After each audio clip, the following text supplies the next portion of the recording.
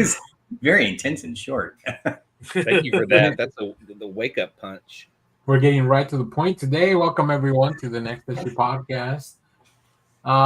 First, I guess to everybody that used to watch us on Twitter, it's required for you to have a Prime, whatever premium account to go live. So we're not doing that. Don't feed the monsters. You guys are feeding the monsters. I'm only still on there to keep in touch with the few comic creators that also still on there. All right. Let's see. Today on our show, we finally have a full quorum, kind of, almost. We're almost there. I don't even remember the lies we made up about why you guys weren't on the show. So we're just not gonna address it to not this real. Look, Danny and I have been doing so many shows together. We even dress alike now. So we came up with a uniform. You guys didn't even get the memo for that. Yeah, I didn't. I got the. No, I had a skateboarding accident. Yeah, there you go. Skateboarding accident. That's right. I was fighting ninjas. I think one of you was eaten by a shark. I just don't remember which. Oh, it's probably me. Yeah. Oh, or Claire, or both of us. I'll go down like Quint. We will do our Shark Show one day. I know Shark Week is over, but Shark Week is alive as long as you keep it in your heart, I think. Yeah. I realized I didn't own Jaws. Oh, like on any format? On any format, yeah. Oh, that's crazy. Feels like one that you should have somewhere. Yeah. Well, on today's show, for anybody that was kind of that left with our cliffhanger, as you can see, we're going to finish our bracket for the best events in comics. So we're going to do that at the top of the show, and then we'll get into some of the other stuff. I think we're going to take a look at that last Deadpool Wolverine trailer, because might as well watch the whole movie now in trailer form. At this point, I don't know. I'm surprised. I'm trying to figure out how many more surprises there are going to be left. And if I'm sure there's a million. Yeah. I think there's so many more waiting for us. But if for whatever reason you don't get to go watch it this week, like just stay off the internet. You don't want to get spoiled. I feel like this is like on an end game level of like caution with spoilers almost. I saw a commercial, and I remember seeing commercials for end games that said see it before you get spoiled for you. And I did see a Deadpool commercial earlier today that was see this movie before people start spoiling it for you. Yeah. I do just like how the trailers themselves have a character arc, right? Trailer 1 is pegging, and then this trailer is heartfelt. So not to say pegging can't be heartfelt. I'm just saying that they're totally very different. So. All right. Well, you learned a little about Josh in this. I think I'm going to turn that into a Valentine's Day card. Yes, actually, that's going to make me millions. It's going to say at the front, pegging can be hurtful, and then you open it, and then it's just a heart pops open. No. Yeah, and it can be hurtful. So nice. All right, let's start. I love the first matchup that we have for the second half of the bracket. It's really interesting. So let me pull up the screen. Wow. So, if you need a recap, I don't remember I think Crisis was the one that left off at number 1 on the other side of the bracket. I feel like that sounds correct. Yeah. After a slaughter of a million other universes and I think that's Crisis. Yeah. So I remember this is round 1 of this other side of the bracket, so everybody gets 1 veto. So keep that in your pocket. We don't have much of an audience yet, but if you are in the audience, you will be the tiebreaker. If not, then we'll flip a coin. And then, let's get into it. Here. Jeff, you want to tell us a little about this? Well, this is Flashpoint. This is the reset button that DC hit with leading into the New 52. And then we have Unity from Valiant. Valiant Comics is the company that Jim Shooter took over, and there's a big crossover event that happened. I would say maybe in the late 90s, early 2000s, if I'm remembering correctly. It looks like you got the man from Solar there. I can't tell who else. It's a fan favorite. We all remember the storyline of this Unity crossover. I mean, this was going to be a big deal because it was his second chance to do a Secret Wars, but with all new characters that we all followed religiously. Exactly, and I can attest, rereading the original Secret Wars, it's bound to be fantastic and not in any way problematic. It's the dollars. It's not the story. I do recognize some toys. We have Exo Men of War, and then we have Bloodshot in the back. Yeah. And then I think that's Rye in the back as well. Rye the Bread Man. They're gearing up to do another. Yeah, Valiant's gearing up to do another kind of crossover. Like their line hasn't been super consistent, but I see the headers on their comics and they're like, Road to Valiant something or whatever. So, I guess I'll start with this one, and then we'll just try to keep that order. I'm gonna vote Flashpoint. I think this is a given. This is a 1 seed versus a 16 seed. All right, Flashpoint, everyone. Yeah, Flashpoint. Yeah, Flashpoint. Yeah, cool. Easy. Maybe they'll all be this easy. Oh, maybe not.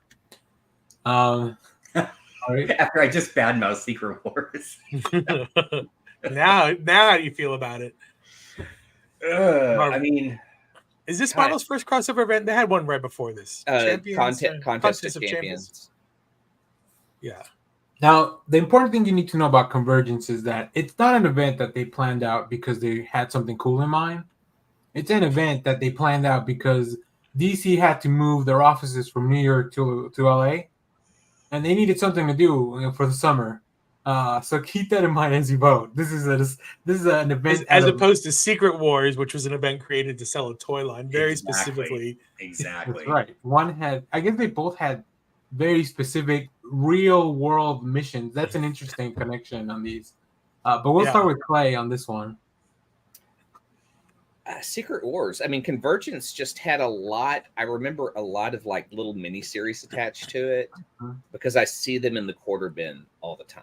So in Secret Wars, you at least got Venom. Yeah. Jeff? I'm gonna go Secret Wars. I was so confused by what was happening in Convergence. I wasn't totally keeping tabs, but I mean, I guess that's where we got old Superman back at some point. Yeah, they brought him back that way. But Josh? I'm still confused as to how that worked. But 10-year-old me votes for Secret Wars because we did at least get toys out of it. And I remember as a kid being like, holy fuck, finally I can buy Marvel superhero toys because they were nowhere when I was a kid. Yeah. Right? Yeah. You had the Mego line, but they were old and soft and I didn't like them. I wanted we had Star Wars toys that were cool. Yeah. So now we wanted that in the comic book. Exactly. And they all came with shields for some reason. Josh likes it hard. That's what we know. That's what we found out this episode. Hard and That's young. the title. Man, the title of this one is Josh. Opportunities to take Josh out of context. Pegging to Electric Boogaloo. Yeah, exactly. So yeah, I'm gonna go with Secret Wars, even though I was just bad mouthing it. I truly hope this comes down to Crisis versus Secret Wars. Because in my brain, that's what they both are, right? In my brain, they were at the same time. They were trying to do very different things, but anyway. Well, even though Convergence gave us the red and blue suit, Lois Lane, not Superman, but Lois Lane, I would have to go with Secret Wars as well. But there were some interesting series out of Convergence for sure. All right. Next up, we have Secret Invasion, which is 1,000 times better than the live-action adaptation of the same name. Oh, jeez. Wow. So much better. Versus Sixes. Axis. Like, what the hell is Sixes? Axis isn't in Marvel. Oh, that's Axis? I thought it was Sixes. It's Axis, but it's you could turn it upside down. I forget what if you guys remember the Da Vinci Code movie. It's It's whatever that. Oh, is that part of the story? Yeah, so you haven't read Axis? No, nobody's here Red Axis? I mean, I feel like we I got to just know win. that we got ultimate Iron Man out of it. Superior Iron Man, yeah. Or So superior Iron Man, yeah. something happened where it flipped up everyone's personality. So, like, if you were a good guy, you were going to be a bad guy, right? This gave us things like the Superior Iron Man, which was not that different from the regular Tony Stark. I feel like it was just dropping his inhibition. But it also gave us Zenpool, which is a pacifist Deadpool. Wow. The more you describe this, the less interested I am. I remember it being a big deal, but I don't remember anything like at the time. I remember it being a big deal, but not like now. I don't remember anything about it.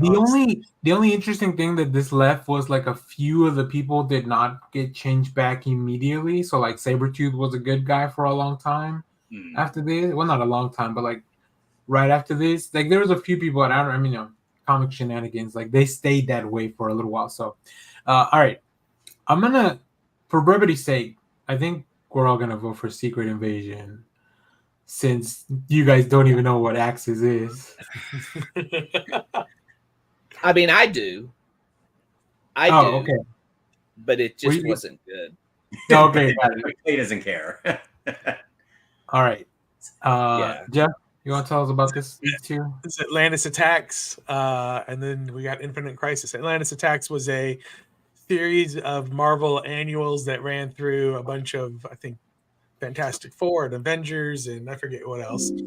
But it was a story that was carried through the annuals, the summer annuals, in which Atlantis was going to attack the surface world.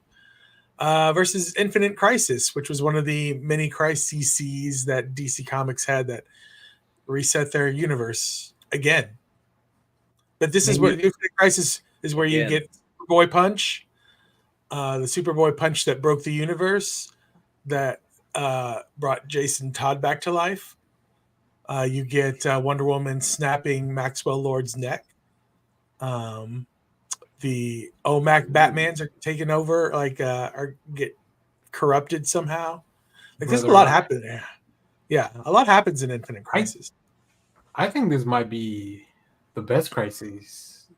Whoa, that's a bold statement. Atlantis Attacks has a bunch of cool covers, and Atlantis Attacks the Marvel Universe. All right, so Atlantis Attacks was good because it came out on time. That's right. That's definitely a plus. I guess if you were picking it up, then I think we left off with it'd be Jeff. Would be Jeff. I love Infinite Crisis. I think it's great. Okay, Josh. Yeah, Infinite Crisis. I'm also gonna vote Infinite Crisis. Clay, were you gonna vote Atlantis Attacks? Atlantis Attacks.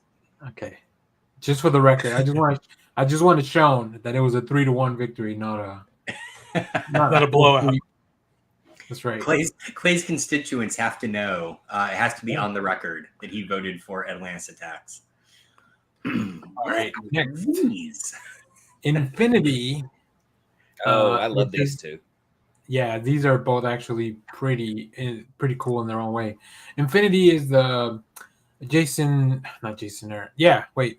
Hickman. Jonathan Hickman, where Thanos is invading Earth to come look for us. Thanos is out to kill all his kids, so before they kill him, that's the main crux behind his motivations. And one of them happens to live here as an Inhuman. And Secret Empire is where Cap says Hell Hydra and everybody likes their shit. Yeah. So, and even though they had no context for the story, they didn't know why it happened. Like they just saw them. Yeah. Cap would never say that. And the internet lost its fucking mind. Yeah. So, all right, Josh, you want to kick us off on this one? I'm gonna go with Secret Empire, mainly just because I like trolling. Wow, interesting. I'm gonna go with Infinity on this one. Oh. Clay.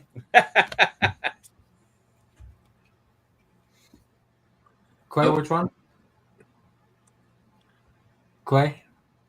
There might be a delay. Infinity. Oh, Infinity. Okay. And Jeff? I'm Infinity? gonna. Okay, Yeah, there's I think he's a delay. Alright. I'm gonna go Secret Empire, Ooh. and I'll tell you why. Because I think Infinity does have like, if you're not really reading the Avengers stuff, like if you're like it has a little bit tied into what's going on with the Avengers and what would eventually become the second Secret Wars is going on, like around the peripheral of Infinity. So if you're just reading Infinity, it might be a little confusing.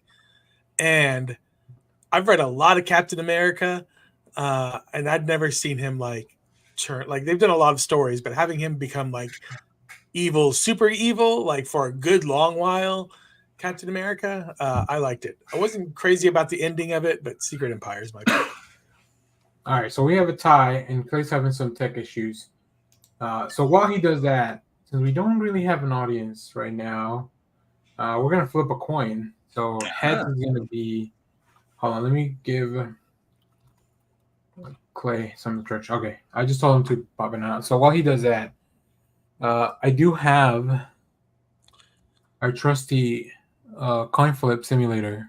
Nice. So heads is gonna be Infinity, tails is gonna be Secret Empire.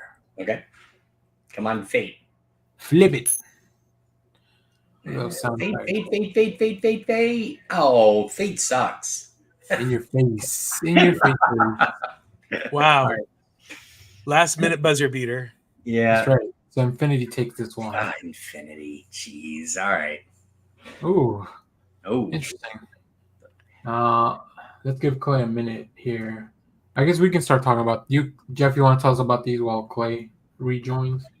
Yeah, so we have Annihilation. This was taking place. Was this taking place during Civil War? This is the Marvel space stuff. It was around that time, I think. Yeah. And this is where Annihilus and his Annihilation Wave was just wiping out everything in the galaxy, and so all these different planets had to band together to try to stop it. Acts of Vengeance is a crossover event that happened. There's not one singular series. It happened in all the different books in Marvel back in the late 80s, maybe early 90s, where basically all the bad guys swapped their nemesis.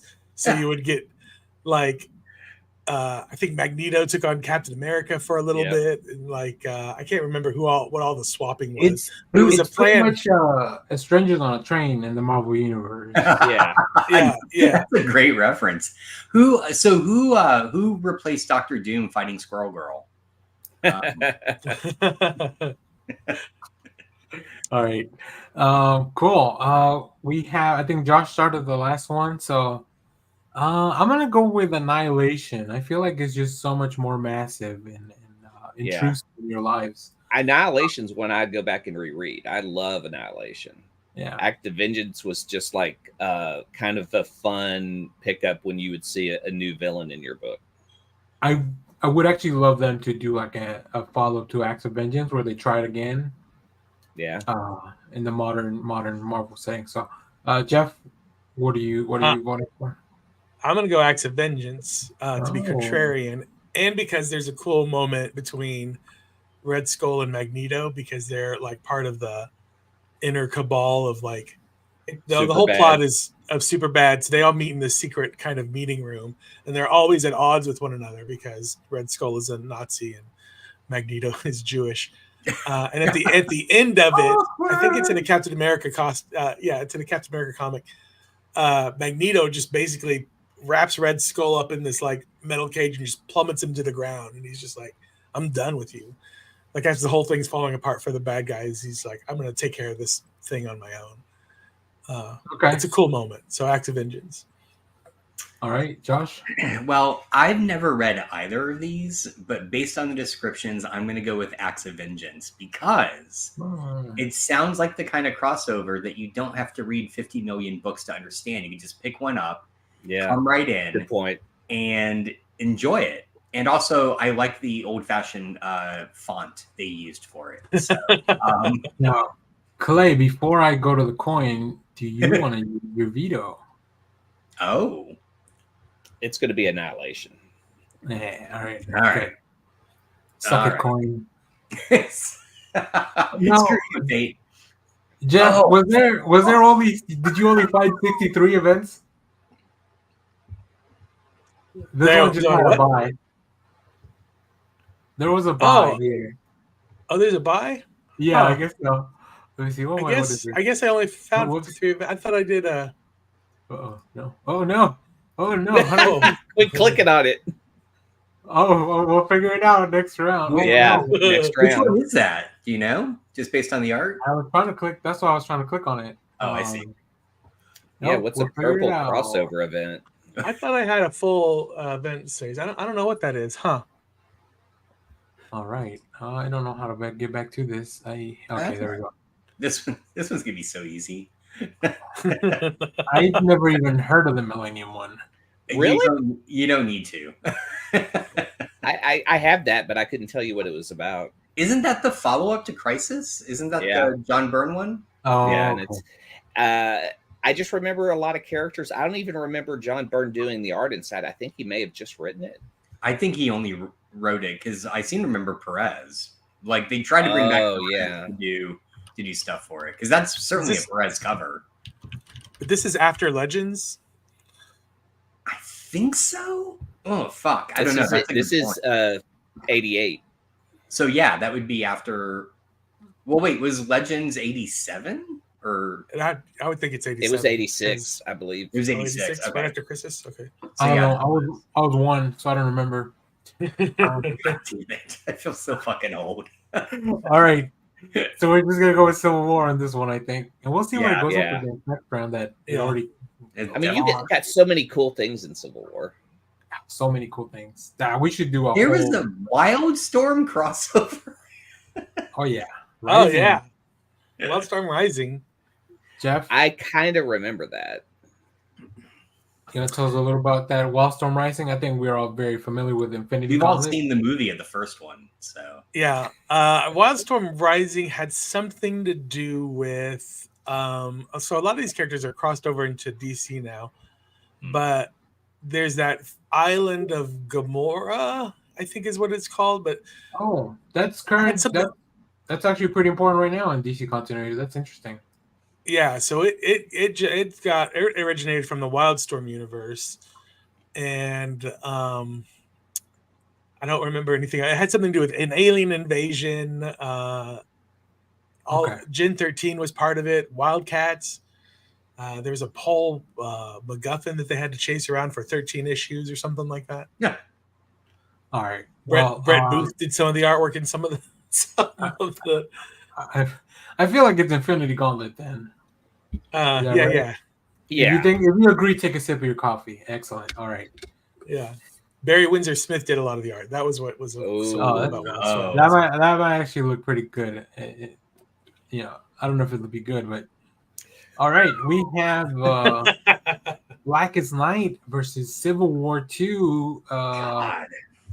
There was a Civil War 2? No, I'm kidding. Why did Civil War 2 have to happen? Yeah, exactly. Because Civil War 1 was such a success. So we can get to Civil War 3. Civil War 2 came out because Captain America Civil War, it was a tie-in because of the movie, I think. So Captain America Civil War was coming out at the time. That's right. Yeah. And so they were like, let's do a Civil War 2 and launch this toy line. No. That would have made more sense. It was definitely out of Blackest Night just had so many cool moments. Yeah. So Blackest Night, for anybody that doesn't remember and is watching this, I guess we should talk a little bit about them. About the big ones, I guess. The Black Lantern Corps rises and starts killing everyone, and everybody that they kill. It's kind of like the zombie event, right? Because everybody that they kill, then they put as part of their core. So it is up to the remaining, not just Green Lanterns, but all the other lanterns in the spectrum to figure out how to beat them.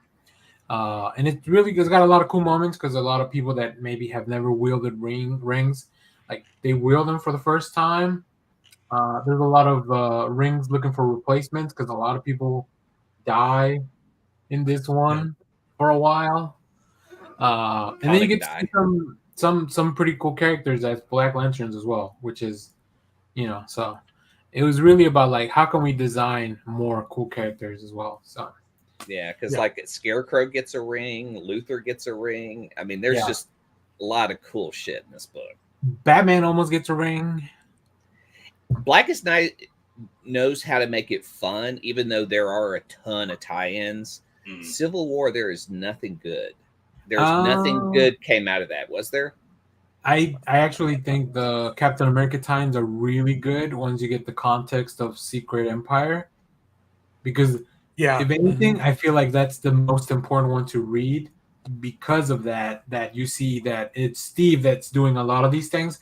So Civil War is kind of like Minority Report, that there's an Inhuman that can see the future and tell like and people and Carol Danvers, for some reason, I think Thanos attacked and hurt Rhodey, and she was dating him at the time. Yeah. So he almost died, and a bunch of people almost died. So they're like, well, this wouldn't happen if we could predict crime before it happened. So Carol gets really on board with that.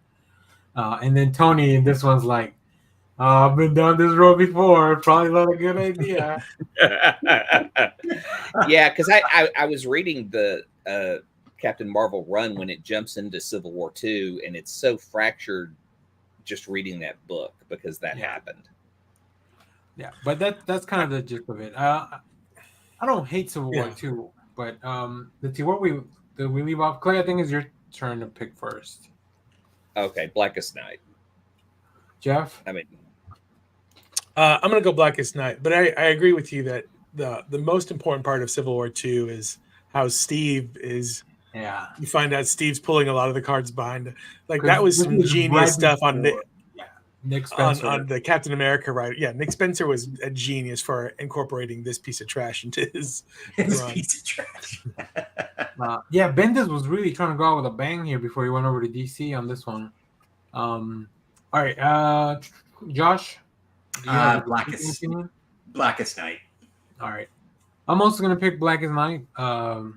So we'll see if we run into Brightest Day later on in this bracket, unless we already have, and I don't remember.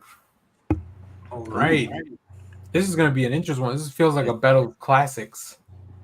Yeah, we have X-Men Inferno, which, if you don't know much about, just go watch that one episode on X-Men 97. Yeah, exactly. It really does a good job of just kind of encapsulating the entire crossover. If not, at least the vibes for sure. Yeah. And then we also have Day of Judgment, which is it the Spectre that's going after everyone? Jeff, can you remind me? Is that right? Yeah, I think it's the Spectre. Yeah, I think it's Hal Jordan Spectre. I think. I don't know if it is or not. Yeah, that's right. From War Criminal to like haunting the DC universe. All right, we're gonna start with Jeff on this one. Is it me? I'm gonna go Inferno just for the Madeline Pryor costume. Hey, I get it. Especially depending on who's drawing it. Yeah, 100%. Inferno. All right. Clay? Or no, I guess it's me. Or yeah. Go ahead. Yeah, I'm gonna pick Inferno as well. But Clay, what about you? I vote under boob as well. All right. I think Batman has some under boob in Day of Judgment, if I'm not mistaken. Day of Judgment. You know what? You don't know what Spectre's hiding under that cloak. There's just not enough under boob in American elections. I think that's our problem. We're headed that way, man. I did think it's funny. Yeah, it's gonna be Hulk Hogan though. I do think it's funny that the Spectre's supposed to be like the right hand of God or something, but then sometimes he has to be nerfed for the stories to make sense. Yeah. So that's really like if anybody's reading Absolute Power, the Wonder Woman issue has Spectre in it, and I'm like, somebody in our comments of the review said he's supposed to be the right hand of God, right? Like it was asleep during that issue. Yeah. Okay. We have, I feel like, two kind of controversial ones. I feel like a lot of people were both not on board with these two. It was weird because Doomsday Clock is introducing the Watchmen into the DC universe for reasons. Yeah. But Funny did it enough- stick? Have we seen any of them in the normal DCU since? I think during Death Metal they went back and touched on it a little bit because they needed a character or two from there. So Doomsday Clock is the DC's comic official sequel, which was interesting because at the time HBO was also doing their Watchmen. The finale for both of these actually happened to come out on the same week. Like HBO's Watchmen ended that Sunday, and then issue 12 of Doomsday Clock came out that Wednesday. But that wasn't planned, right? That wasn't No, planned no, because that book had been delayed for a There, while. yeah, that's what I remember too. It had been delayed because of It was planned to land on the date of the 5/11. Listen, Yeah, they started Doomsday Clock in 2011, so it took them that long to get it. listen, happy accidents, all right? Happy accidents. That You know series what? started But before the is Zack it- Snyder movie. the Doomsday Clock runs on its own pace. That's the problem. I mean, it doesn't go second by second. So Yeah. Somebody forgot to wind it mid-story. Hey, Yo.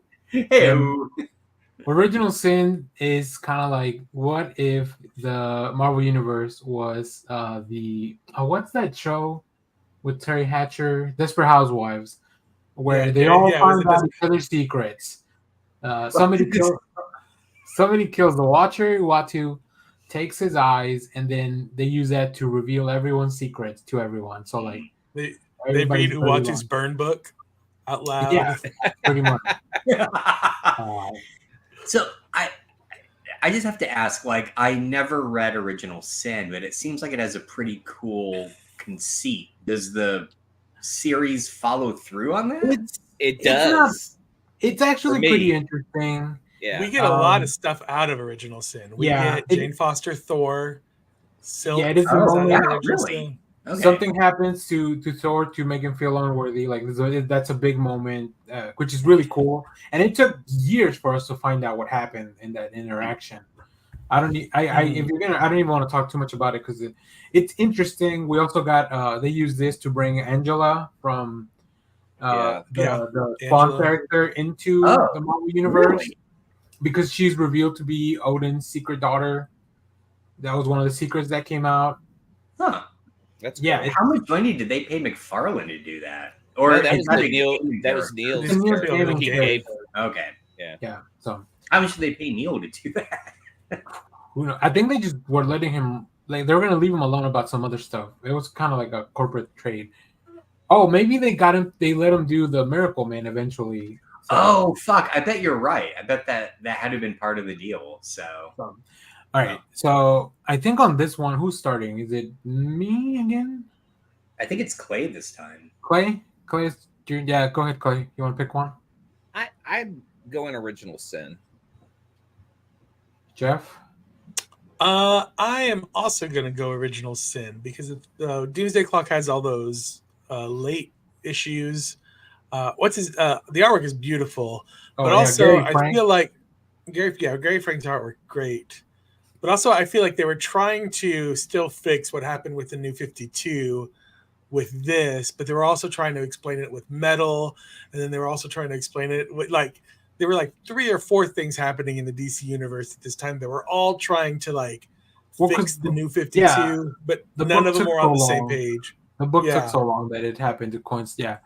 All right, Josh, do you have a pick? Yeah, so I tried reading Doomsday Clock and couldn't get through it.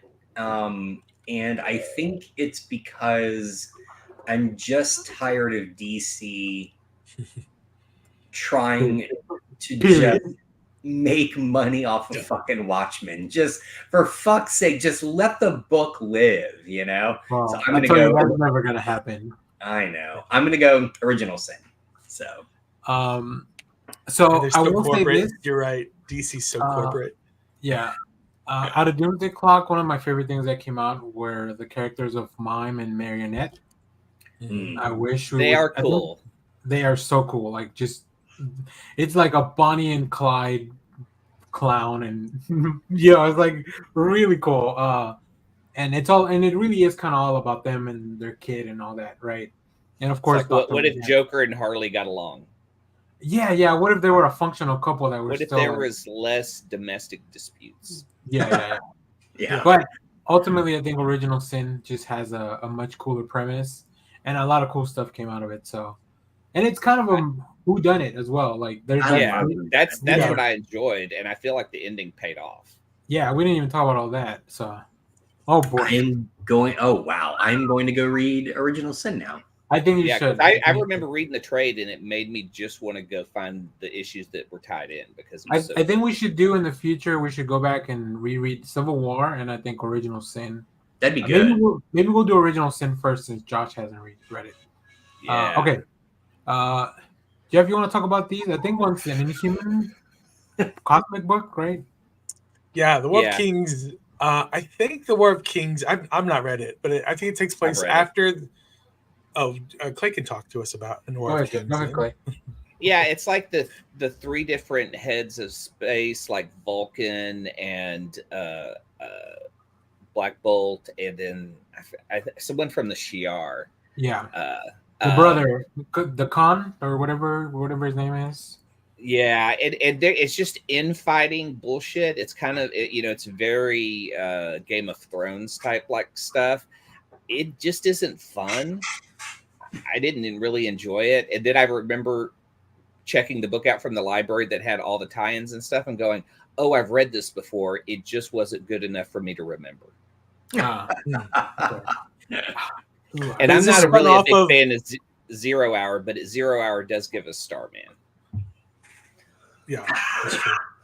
Did War of Kings spin out of Annihilation? Kind of, I think, but it might have been Annihilation Conquest. And I think also out of the Deadliest Genesis, right? Because that reintroduces Vulcan, and then at the end of that he just leaves to go like anybody that he ever wronged them in space, like he's gonna go make them pay, and I think this is part of it. I do have this on my reading list, so I do want to read War of Kings, but we did do a whole episode about 0 Hour, and I think we found it not guilty if I remember correctly. So we'll start the voting. I think is Josh's turn. Oh man! All right. Well, so I've only read 0 Hour because of this podcast. You're welcome. That was, and that was Kyle's fault. I'm gonna have to go 0 Hour. I still don't find it a very good. It is so peak 90s DC of just like we're gonna make bank by rebooting the DC universe for the third time, right? I see Nathan Fillion be Guy Gardner as the character that he's in this. Oh he can turn his hands into guns. Yeah, but I do agree with Clay that we get Starman out of this, and that's all worth it. So. That's worth it. Sounds good to me. I'm also gonna go with 0 Hour, although War of Kings seems. No, I do like Vulcan, and I want to read more. And I know that's not a sentence many people say, but but you're brave enough to say it. Yeah, Clay. Is Vulcan just Space Winter Soldier? I don't know. I feel like powers. Yeah, he's more like space Superman. It's like, what if Superman wanted to go back to the cosmic stuff instead? Like if he's like, I don't care about Earth or my brothers. Yeah. I was just putting Ed Brubaker created both. So I was like, there's a similarity to the retcon that, you go back to Cyclops' childhood. Yeah, Ed Brubaker was just retconning everything back in those days. He's like, you thought Uncle Ben was dead. Uncle Ben. He's the new Winter Soldier. Yeah. I would read an Uncle Ben Winter Soldier series. 0 Hour is just a better of these two. It's hard to recommend a book. I just slide it. So, there's nothing in War of the Kings, and I hate it because I looked up and Abnett and Lanning wrote it, and I'm a fan of their work. Yeah, it looks, like I said, I think it looks interesting. I might go back and read it. Okay, Jeff, did you vote? I think we got consensus, but I'll 0 Hour. Okay. God, such a bad event, though. This was a bad matchup. Oh, wow. The first Siege. We have Siege and Contest of Champions. I don't have much to say about either of these. Siege is like, I think the what is his name? Norman Osborn's Avengers or yeah. stuff. It's all the Dark As- Avenger tie-ins. Asgard is Yeah. hanging over Bronxton, Oklahoma. Oklahoma. And Right. yeah, It's being turned into a casino. it's being turned into a casino. And then Norman Osborn's evil Dark Avengers decide that that's not going to happen on his watch. He at the time, because of the happenings of Secret Invasion, he kind of becomes the head of Shield. Norman Osborn does. So he's in charge of like the U.S. They changed the name to Hammer. It is an acronym, Hammer. though. I don't know what it's. I don't think it stands for anything, but they do change the name to Hammer as an acronym. Hammer. And then Contest of Champions, which I think you guys want to tell me about this because I don't know anything about this one. It was the first event book, but it didn't tie into anything, and I think it's only 3 issues. And it was just the what's the guy's name from Ragnarok? The Grandmaster Grandmaster putting characters against each other to fight. I mean, so it's Mortal Kombat. It's the Secret Wars prototype. Yeah, exactly. Right? Yeah. And I mean, it was, it has no tie-ins. It's the perfect event book. So that's the way I'm going to lead. Even though Siege gives us a lot of really cool, like there's a dark Hawkeye book written by Andy Diggle that's really good that comes out of this because it's Bullseye that plays Hawkeye in this Twisted Universe. They do tell us at the beginning in this performance, the role of Hawkeye will be played by Bullseye. I'm gonna start here. I'm gonna pick Siege. Actually, I think overall I enjoyed a lot of what came out of this book, even though some of it is kind of a mess. I get it confused with Fear itself too, which is probably doesn't bode well for it. But yeah, it is what it is. With both Asgard books. Yeah. So all right, Clay. Contest of Champions. Oh, Jeff. I'm gonna go Siege because this is where Steve Rogers comes back. All right, and Josh, you wanna? I am an old man who, if you showed me both of these covers, I'm gonna be like, well, Contest of Champions looks better than whatever the fuck is happening on Siege's cover. Yeah, exactly. All right, so let's go to the coin. So Siege is I will use my veto. Oh, look at that. Veto. I'm going to veto his veto. You already used yours. But I got a new one in this round. You used it for Annihilation. That's right, for Annihilation. Fuck. I will use mine to make it Contest of Champions. Hold on. Let me see what's left. Oh, I mean, if that's what happens, then we're going to go to the coin again. And there's one thing in the next round that I want to make sure goes through. So we're going to go to the coin, I guess. Veto power activate. All right. So since Jeff said it first, Jeff, you get to call it. Oh. You want heads or tails? Give me heads. Okay, here we go. Flip tails, that coin. Tails. Oh. Yes! Contest of Champions. Contest of Champions. Bummer. Which is really hard to look up because there's that stupid mobile game. Yeah. Yeah. All right. Invasion with an exclamation point. Invasion, Secret No More. The only cool thing about that one, I think, is that they got to use those characters for that crossover in the CW. The CW, yeah, and they were kind of cool CGI. Yeah, and Identity Crisis, where Brad Meltzer makes everybody super sad. Yeah, he does. So let's see. I think Jeff starts this one. Identity Crisis is one of my most hated crossover events of all time. Wow. I loathe this book. I'm going to go Invasion. Okay. Now, and I'm really wishing I had held on to my veto. At this point. Me too. I have to vehemently disagree with Jeff. I actually had a buddy that bought me this book and sent it to me because he realized I had never read it. And I would argue Identity Crisis, it's one of those books I think is kind of interesting because if you are a longtime comic fan and you read it, there's a lot there for you. But if you're brand new to comics, you could hand this to someone, and the way that it's structured, right, as again, like a murder mystery, I think would draw in almost anyone. Yeah. And it also has one of the most hair-raising bits of dialogue between Batman and Robin in this book. So I'm going to go with Identity Crisis. Yeah, look. I would love to hear why Jeff hates this book. So once you sidestep the whole Sue Dibney being fridged to get things going. Yeah. Yeah. Like it's still, I still really enjoy the book, so I'm also gonna go Identity Crisis. Clay? Yeah, I know Identity Crisis hasn't aged well. That's the only thing with that book. I'm trying to think what we got out of Invasion other than like McFarlane doing DC. I mean, that's also pretty. That's already, and is it Keith Giffen? Yeah, right. And it looks like Bart Sears. Yeah. Yeah. Mantlo. What's his name? Bill Mantlo. Bill Mantlo. That's some pretty good behind it. Yeah. And Morales for Identity Crisis gagged with a spoon. I do like his art, so I think I'm going to go Identity Crisis, even though it has aged poorly.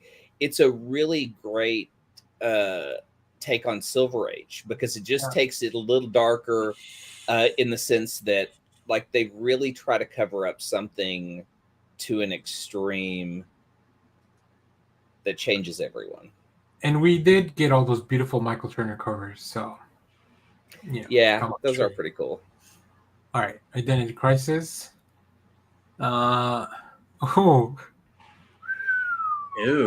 one of these is very recent. Lazarus Planet versus Age of Apocalypse.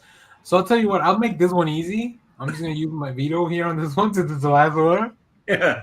And we're gonna make Age of Apocalypse go through. I don't know if you guys were gonna vote that way or not.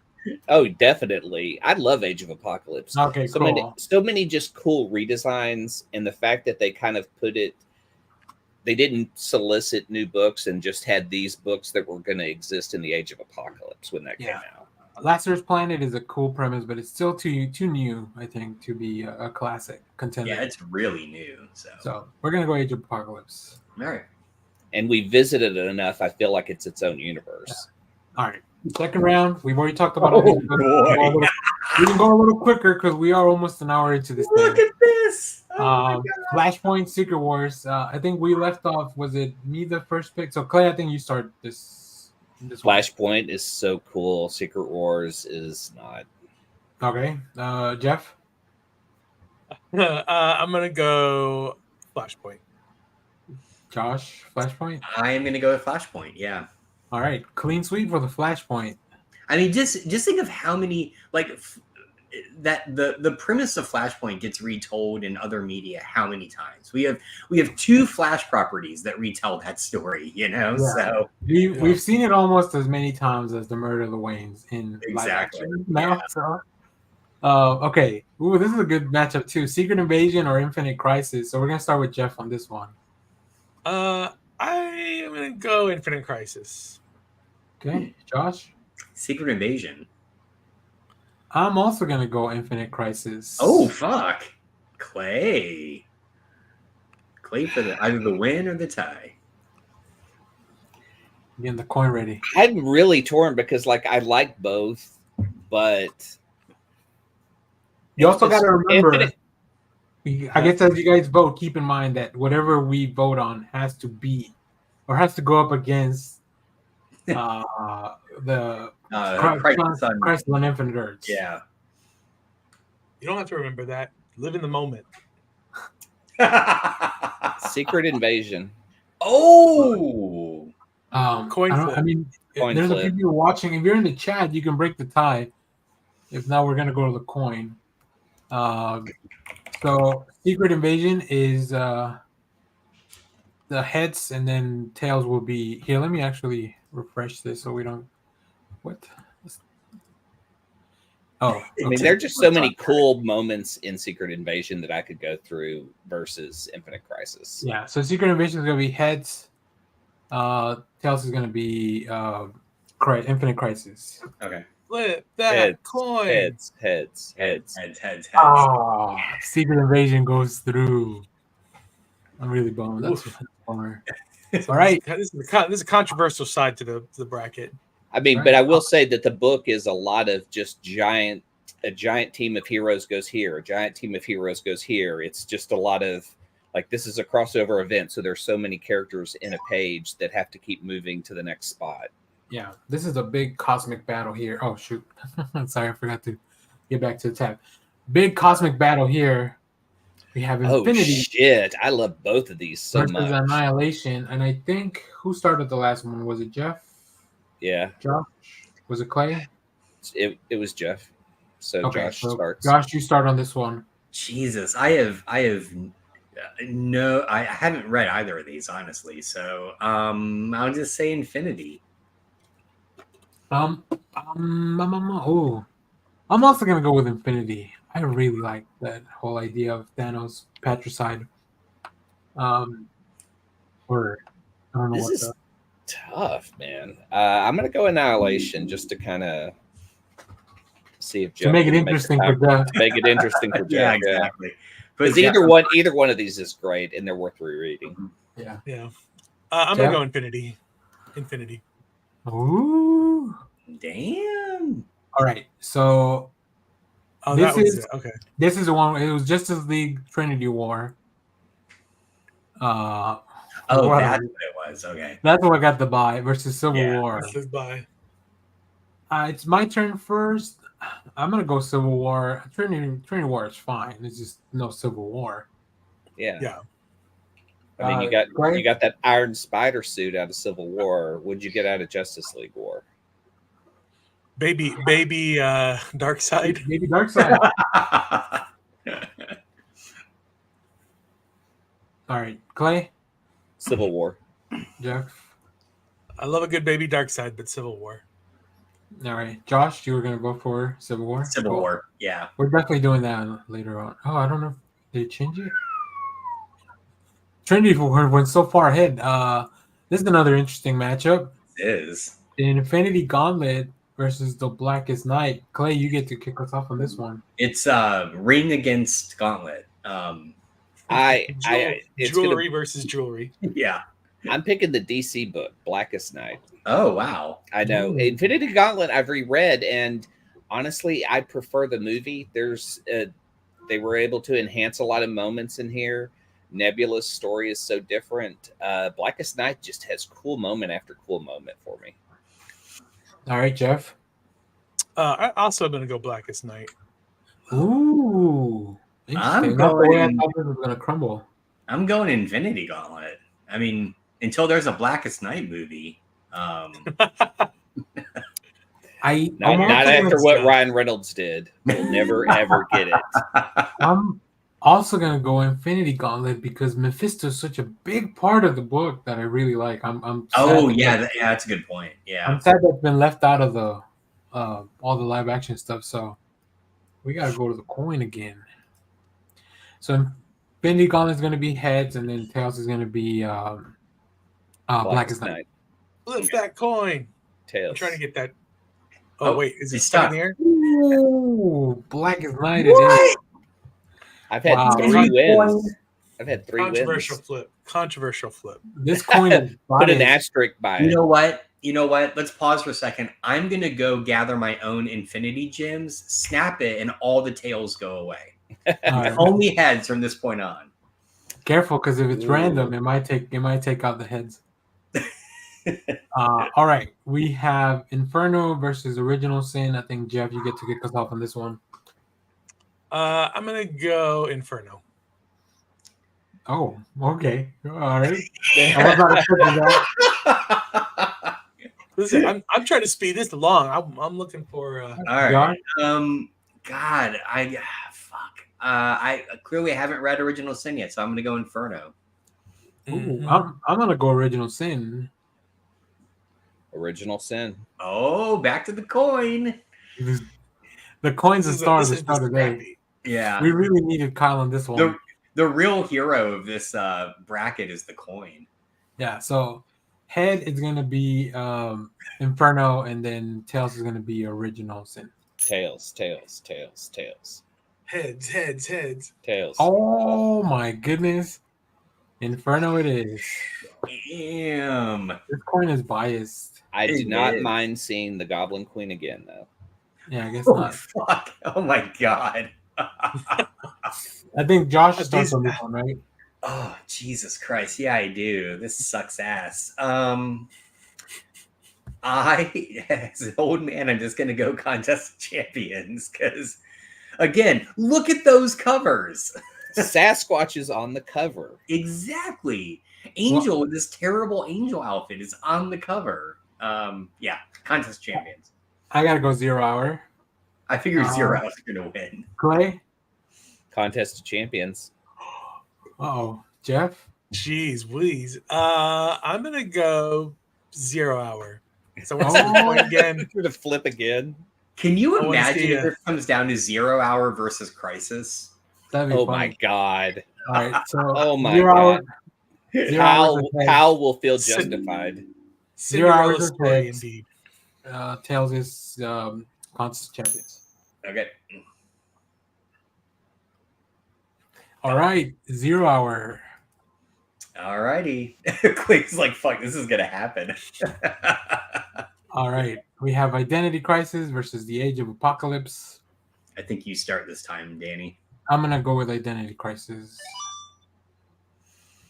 Age of Apocalypse. Oh boy, here we go again. Age We of know- Apocalypse. Age of Apocalypse. Oh, maybe not. Identity Crisis. Damn. I think this round might have been all coin. I'm not gonna lie. I should have just automated this part. The Identity Crisis is heads. Tails is Age of Apocalypse. All right. Tails. Heads. Oh my Fuck! God. Age of Apocalypse?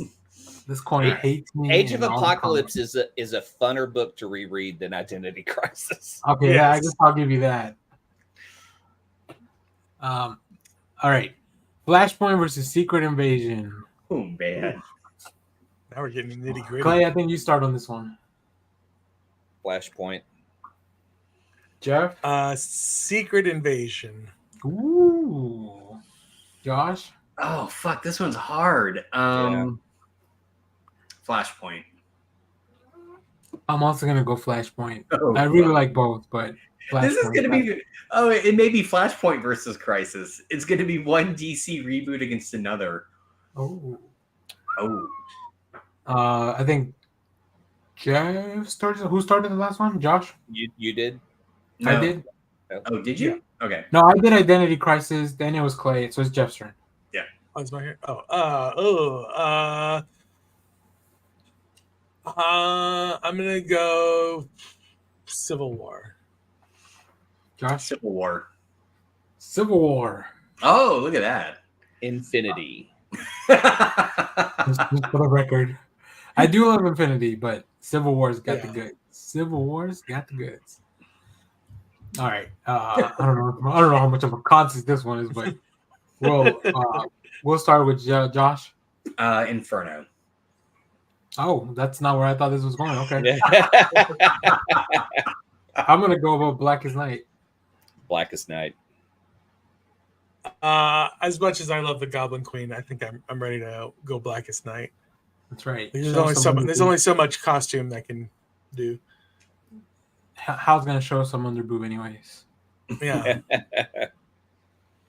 The peak 90s. This is 90s personified here. This is the This is 90s. 90s personified, yeah. Jesus. I'm gonna go. I think it's my turn. Yeah, it's my turn. I'm gonna go Age of Apocalypse on this one. Age of Apocalypse. Yeah, Age of Apocalypse. Yeah, Age of Apocalypse. Clean sweep. Sorry, Starman, you can only carry us so far. Yeah, exactly. Or Oh, man. Oh, man. thanks. Go ahead. You start on this one. Fuck. This is tough. God, these are both equally as good. Mm-hmm. Shit, I would rather go last Well, because That's honestly, We have no vetoes left. None. this is just a coin flip for me. Either one of these is worth revisiting. all right, Jeff. I'm gonna I guess go Flash. I'm gonna go Flashpoint.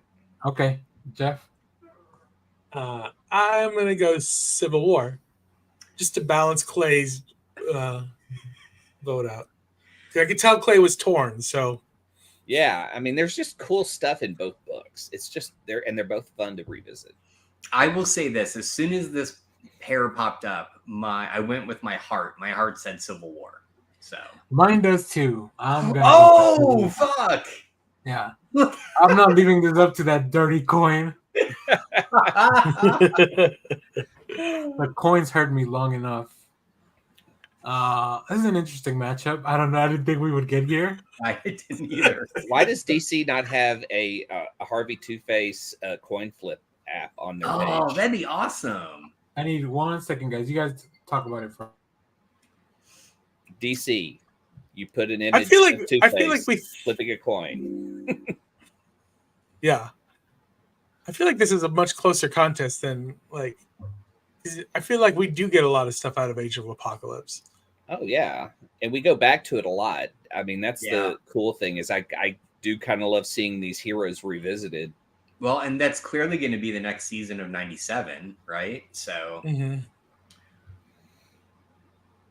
And Blackest Night has like cool artwork and stuff in it, but I don't know. The more I mull it over, the more I'm like, I don't know if this is an easy.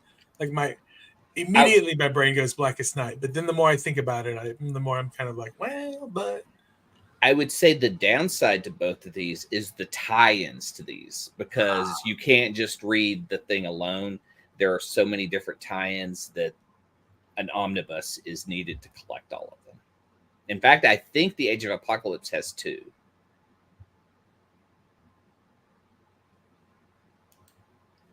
Blackest Night, I know they had tie-ins and some standalone stuff, but I'm just trying to think of all the other because they actually tied into live books and where Age of Apocalypse took over titles and ran them for 4 months as like what was Gambit and the Externals, I believe was one title. Yeah, there was a lot of bad Age of Apocalypse tie-in books. But the original book is still fun. Yeah. So Daniel says go ahead and vote. So who voted last time? I don't remember. I went first. Okay, so I guess it's my vote. So Yeah. I will choose. I'm gonna go ahead and choose Age of Apocalypse. Age of Apocalypse. Age of Apocalypse. No, all right. We didn't even need Danny. Yeah. He's gonna be so pissed. Yeah. What I'm trying to remember what led into Age of Apocalypse because I get that and Heroes Reborn like flipped in my head. Oh God, really? I'm sorry. Because Heroes Reborn is Franklin Richards encapsulating a world. Yeah. Age of Apocalypse comes about. Is this the Legion tries to kill something or something, and that leads to Age of Apocalypse?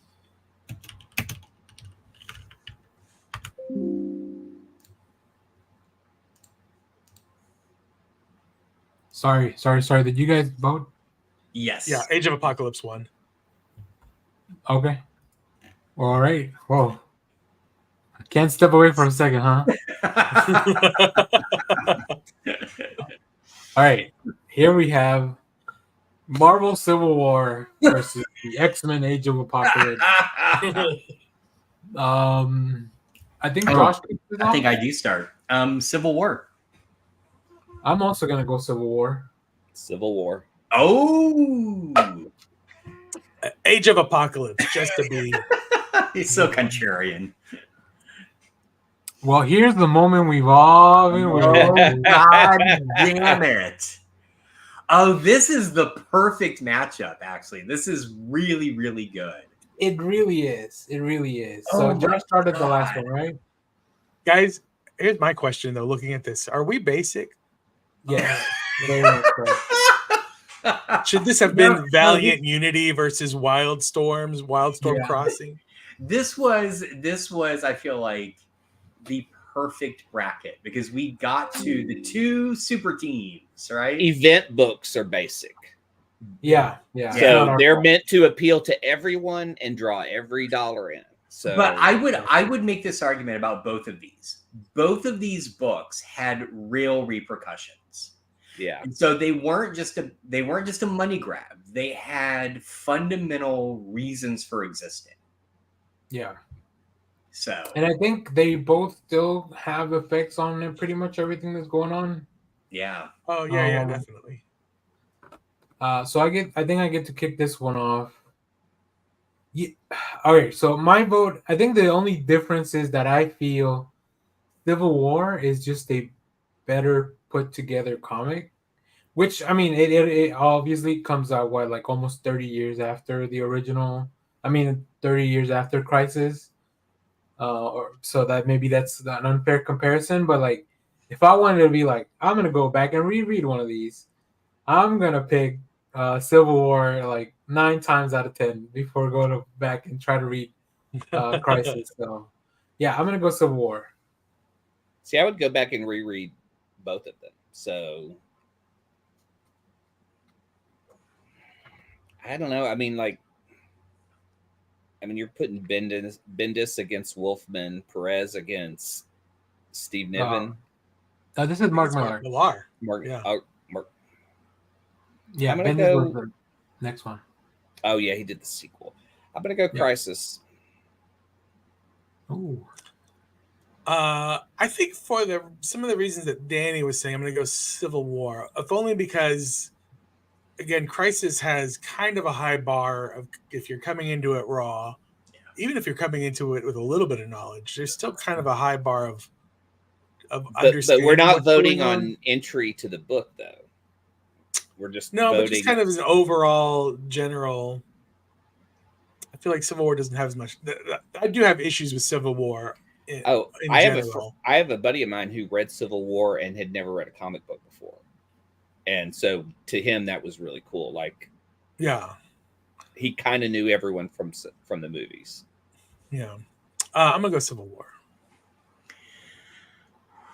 Okay, so the comic historian in me is really screaming in my head right now, but I was kind of swayed by Danny's argument. I'm going to go Civil War because Crisis is so important. But yeah, if somebody held these two out and said you get to reread one of these, I'm going to go Civil War because Crisis is very hard to get into. And I'm kind of tempted to go watch the DC animated 3-parter to see if they improve upon it. So no, Clay says no. I had fun. I haven't watched the latest episode, but I was enjoying them. That's on the docket for this weekend, but they're not very good movies. They have some fun things, like Clay said, I think, but like the animation style seems soulless. It's just so. But I feel like that's a lot of their recent stuff. I liked the Cthulhu one, the Doom That Came to Gotham. Yeah, that was cool. It seemed to have some character with its animation, but the standard stuff just looks boring as shit. So yeah, just watch the CW stuff now that you found it on Netflix. Right? Yeah, exactly. Oh yeah, that Crisis is so much better.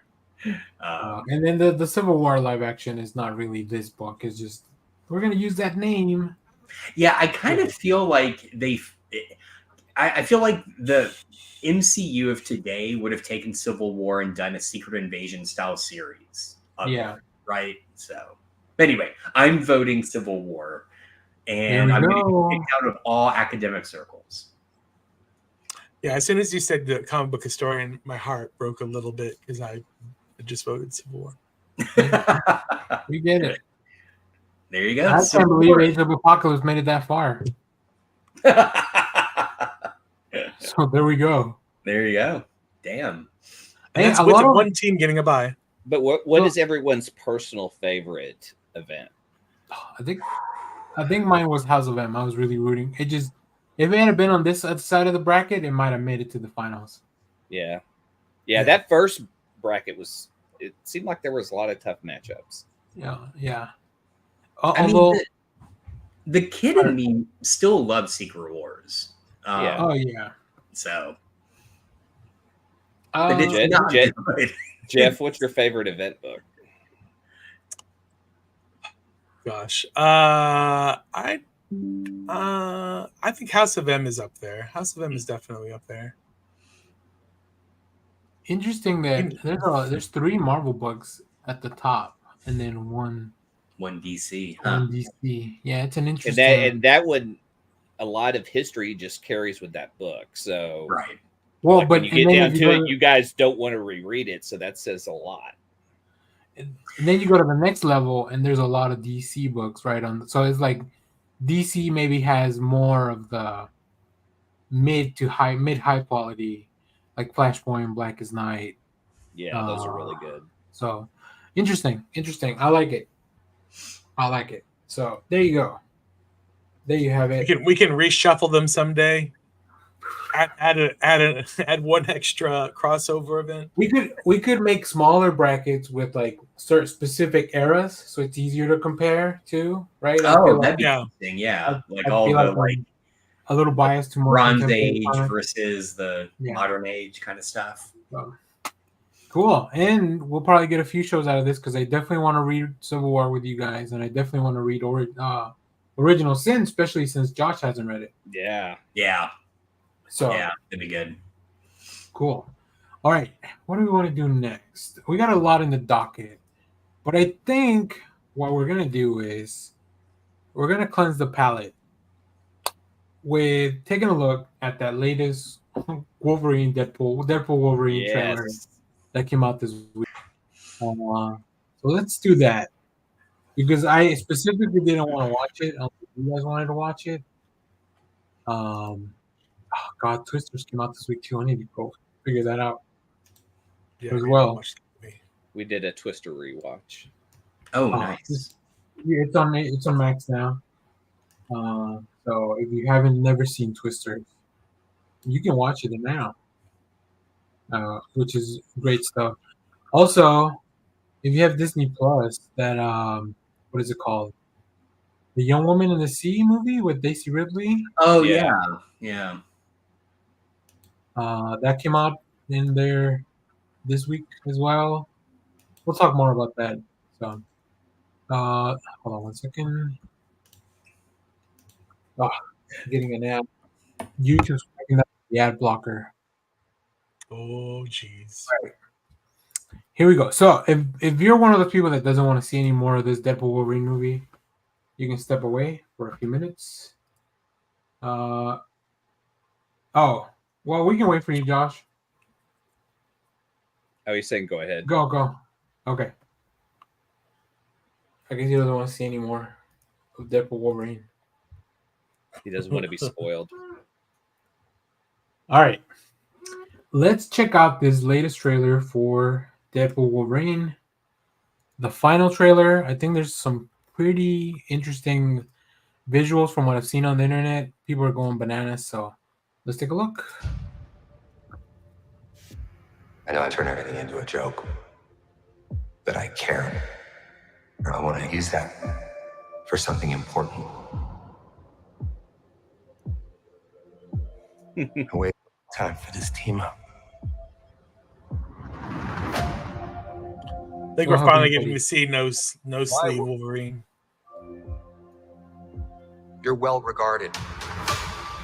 You were an X-Man. Fuck that, you were the X-Man. The Wolverine. He's a hero in my world. Yeah, well, he ain't shit in mine. Scott used to beg me to wear this suit. So did Storm and Beast. But I couldn't have him thinking I wanted to be there. Toad? And it was too late. It's only 9 people, but my entire world is right here in this picture. And I have no idea how to save it alone, but you know how to save it.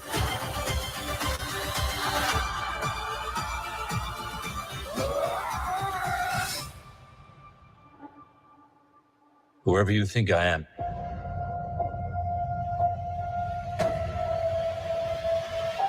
You got the wrong guy.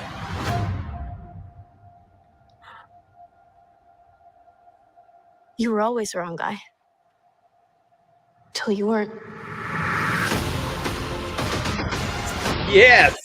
Are you ready? Oh, Fuck you. lady. I'm the Wolverine. Dog cool.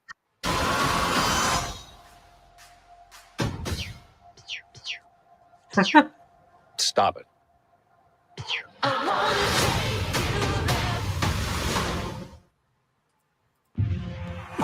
It was a dream to return to the world of Dune. Oh, relax, Getting to Dune see boy. Denis. Dang, I That was didn't good. foresee myself crying at a Deadpool Wolverine movie, but I think I will be. I've seen did something. I've seen something cool. If you guys want a little like deep dive into Cassandra Cain, have y'all seen what's on her hand? Oh, Josh, no. Josh, Sorry. Muted. Sorry. You seen what's on her hand Mm-mm. Really? with 2 Infinity Stones? Oh. Time and reality.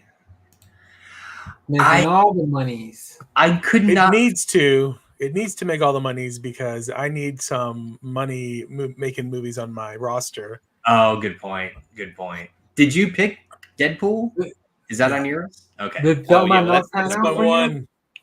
one. Because I also picked Horizon, which tanked, and I'm very upset about it. Oh, yeah, that's You and right. Kevin Costner. Yeah. Hey, We at both least at the house. yeah. Hey, At I'm least get a riding. I'm mortgage. riding the Minion train.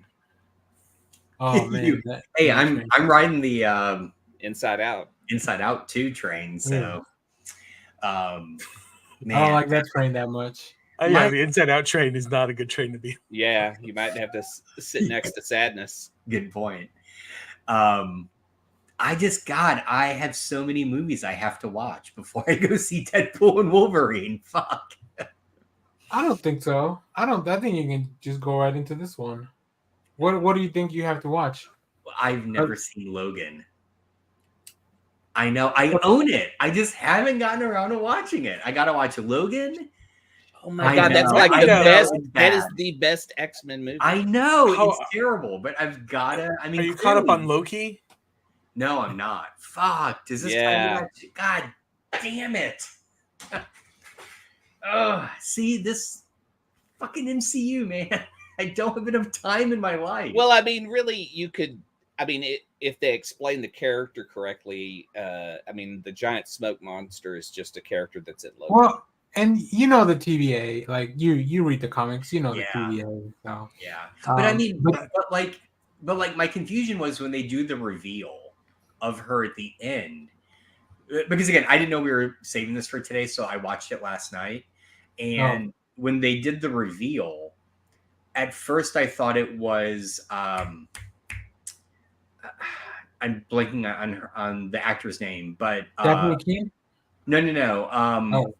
The actor that plays Deadpool's partner from Firefly. Oh, Firefly. I thought it was her because it's dark, and I thought that was her face. Oh yeah, no. And but then when it's she not- spoke, I was like, "Oh wait, that's not her." And then I realized who it was, and I had to go watch Logan. Now, Josh, Logan did come out 7 years ago. So I know. don't- This is how bad I am at like watching shit. we It's- should have done a Logan show, force you to watch that. Yeah, true. Yeah. You know, that was the Alliance from Loki though, the smoke Yeah. monster. Yeah. Okay. Or I guess it could be the smoke monster from Lost. It's all one big universe. I'm pretty excited about the film. They did say that during the costume reveal, like somebody had tweeted that when Hugh Jackman came out in the Wolverine costume, like the full reveal on set, whoever was tweeting was like grown men weeping when they saw him in the costume, the actual costume for the comic accurate costume for the first time. Well, the thing that got me really was the whole line of like, Scott always wanted me to wear this, Storm always wanted me to wear this, but I didn't want them to know that I wanted to be there. I was like, you fool. Yeah. Oh, I know. No. Like this is a really broken Logan, so I'm wondering if this is going to be like our old man Logan.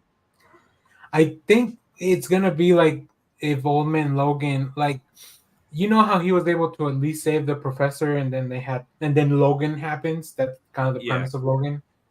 Without any big spoilers for Josh, although if he watched this trailer, he kind of watched the end of the film a Yeah. little bit. Some of those clips were from that. No, I noticed that. Yeah.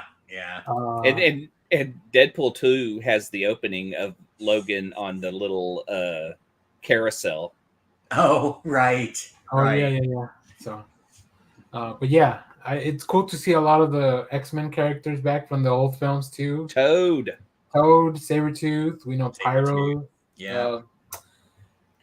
I think. Do you guys think that Deadpool going pew pew pew like with the is a Spider-Man gonna show up? I'm just saying a Spider-Man. I don't know which Spider-Man, but a Spider-Man. What if we did a live action Miles? Oh, whoa! Just a reveal in this movie. Yeah, like that? totally. I don't think Sony would love that. Because that's Sony stuff, right? There's still Well, Sony but I mean, stuff. but they've already licensed Spidey to. Yeah, but they're like, if we're gonna reveal a Miles live action, we're gonna do it in our movie. Yeah, that sounds like I think they'll do like a what's the 70s Spider-Man Nick Hammond? What's his name? Oh, that would be fucking See that's the one I was thinking of. I thought that would be great if that's because that's the only Spider-Man we haven't seen in any of the MCU films. You're right. Yeah. Although That'd I be mean, I wouldn't mind Or- seeing Andrew Garfield. What if it's the Spider-Man from the Electric Company? Yes. I don't know. There's just I potential do think for we're going to so much. see. Go ahead. Yeah, I think we're going to see a lot of. Because I know there are a lot of people kind of complaining about seeing Laura Kinney in this trailer, but I'm like, I feel like there's so many more cameos, little spots that are just waiting to happen. Oh yeah. Well, They're still only showing us stuff from like that apocalypse world, and I feel like that's only half of the movie. And then they jump into that. They jump into that ring, and they're gonna go like in cameo adventure throughout all the universes. Right? They're gonna take just the last few minutes of Deadpool 2, and that's gonna be the last half of the movie, right? Just him going through time. I also feel like Marvel probably realized they needed a trailer with this type of tone, because I think a lot of people are starting to go into it and just have a nice fun time, and it's looking like there's going to be a lot of serious shit in this movie. And so they're probably trying to set expectations, which is good. So go for it, that boy.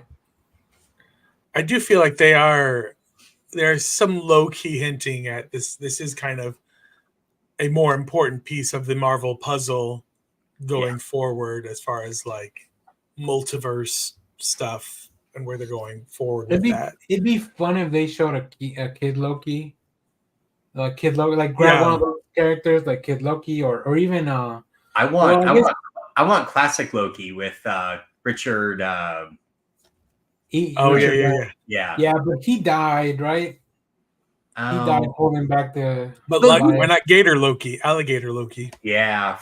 I also feel like a lot of these, like Ryan Reynolds and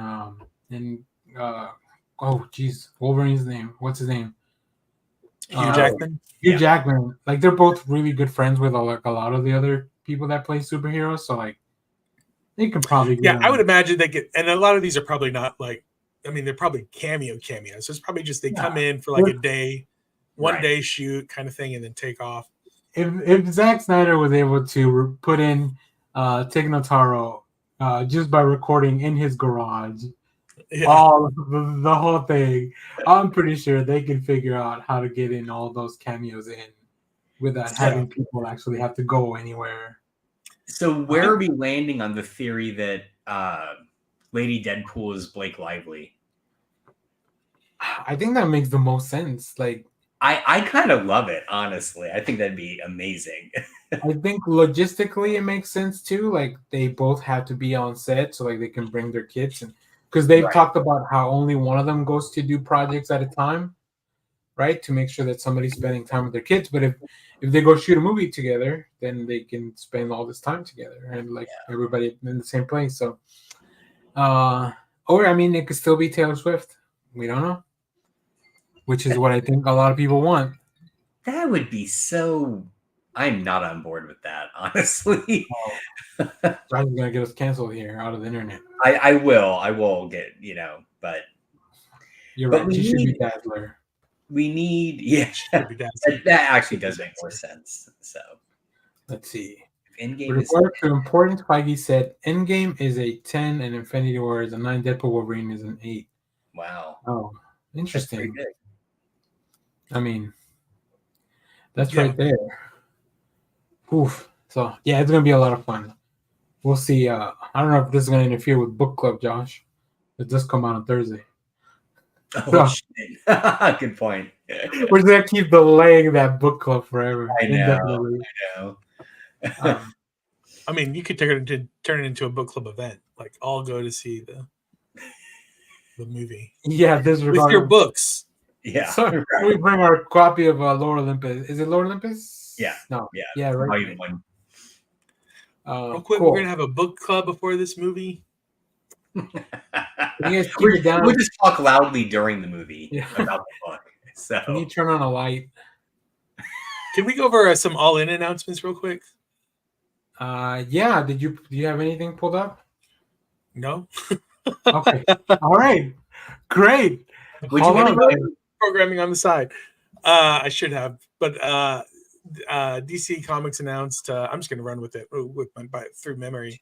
Do it. Scott Snyder and Joshua Williamson released a YouTube video earlier this week talking about how there is a new initiative all across DC Universe. It starts in October called All In. It is basically their Ultimate Universe, like DC's version of Marvel's Ultimate Universe. Even though DC Comics has like a million multiverses, we're going to focus in on just this one, where we're rebooting Superman, Batman, Wonder Woman, the whole thing from scratch, starting on day one.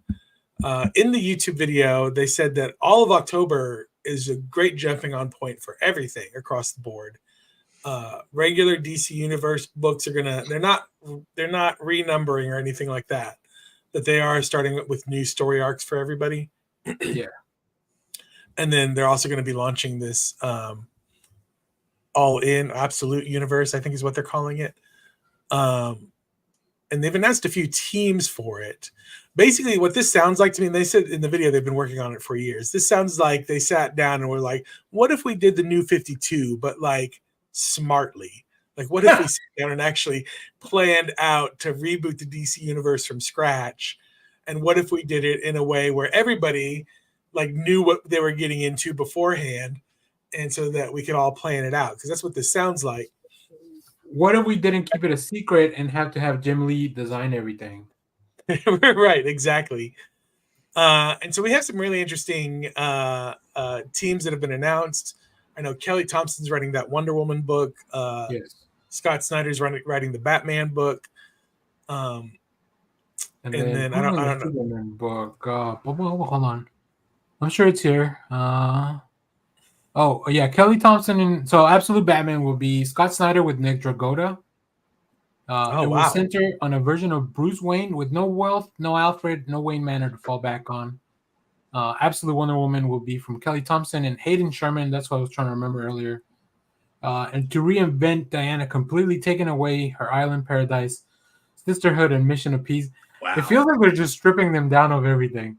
And then all the things that make them core, they're just like, let's invert this, And then they'll be doing Jason Aaron and Rafa Sandoval will be doing Absolute Superman, in which Kal-El is stripped from his home, family, and fortress of solitude.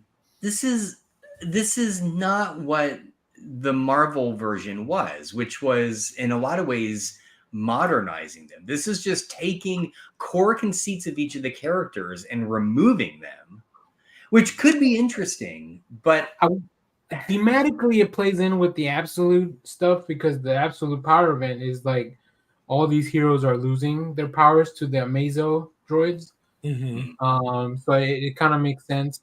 I feel like I mean, we've seen a little bit. Greg Pak did a run in Action Comics where Superman kind of lost his powers and he was wearing the jeans and he only had like his pieces of his cape wrapped around his hands. I don't know if you guys remember that. No, I do. But what I liked about that was going back to original Superman, right? He couldn't fly. He just jumped over tall buildings. He was a little Yeah. strong.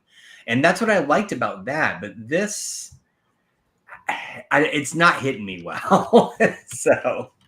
So one of the things they said was, whereas the normal DC universe has Superman energy, which makes it sound like I don't know what that means. So I'm just going to say Superman vibes. He said this other energy, this absolute universe, has dark side energy. Isn't it a dark side created universe? It's like a dark side created universe, but it sounds to me like they're sort of like, instead of going like everything's dark and gritty, they're just making it more hopeless, I guess, almost like a Marvel book, honestly. Whereas that's Marvel kind of more grounded, like, more trying more to make grounded. it more yeah. There's people have more real problems. Yeah, there's like a flaw in every character kind of thing. Yeah, I love the Wonder Woman redesign. I love the Superman art. I hate that Batman costume with the Passion of 1,000 Suns. Oh, that's awful. You know, well, I mean, I like Nick Dragotta. His style is very anime-ish. But this is definitely a very interesting way to pose him. Yeah, but once you said Nick Dragotta, I'm just like I'll put it in the same category mentally as what's his, like, when I can't think of his name. Keith does, like, Sam Keith art. Sam Keith does Batman covers and stuff. Really exaggerated. I will say this Wonder Woman looks almost like one of Apocalypse's Furies. I wonder. But the talent on this thing is insane. Like, there's so many great writers attached to this thing. There's so much more stuff that they've announced too. This is just kind of like the 3 books, right? Wes Craig is doing this one. Like, this looks super cool. Yeah. It looks like they've really put some time and effort into this thing. Yeah. Which is why I was like, it's like, what if we did the New 52 but thought about it before? Yeah. I also made better plans. I really hate the name. All in. It sounds. Yeah. I think all in it beat out balls deep. That'll be the next one. Barely. But as you can see, kind of from this one shot image, like, it'll be like, oh, these guys are on one side, and then this is like, and then we'll still continue with the normal stuff. There's no way you cancel that Tom King Wonder Woman book in 3 months because it's fantastic. So is Batman on steroids? I think he's just maybe he's Bane. Maybe he's on that. Somebody said that this is to appease. Who's that guy on the Reacher show that keeps wanting to play Batman? Who's like a huge dude. Alan Rickman. Rickman. Yeah, this is the Rickman Batman that they want to do. I mean, his bicep is as big as Wonder Woman's head. Yeah. I think you're right. Based on just this art, this is going to be like, maybe Darkseid found the what's he always looking for? Anti-life equation. The anti-life equation, and this is what that universe looks like with him. Well, I think Darkseid, in the most evil guy in the universe, is always looking for math. Yeah. But in Grant Morrison's Earth 2 book, Lex Luthor brings the bad guys to that Earth to fight because I would say Superman energy is a good way to describe it, but the good guys always win in that universe, and that's why they were able to defeat them, the Evil Justice League, when it was Earth 2 prior to some Crisis book. So which book do we think Jeff Lemire is doing? Because remember, I posted his tweet to the news item, and at the time I didn't realize this was called All In, so I was taking his reference to it as vague. But all we got was that star logo, which could be Stargirl, which would be that would be weird. Would be very weird. Yeah. I kind of wonder if it's like this universe's Justice League. Or like Justice Society, maybe? Yeah. Lemire seems like he would do a Justice Society type book. Right. That's kind of what I was thinking too. Or Starman, like a Starman book. No, that'd be interesting.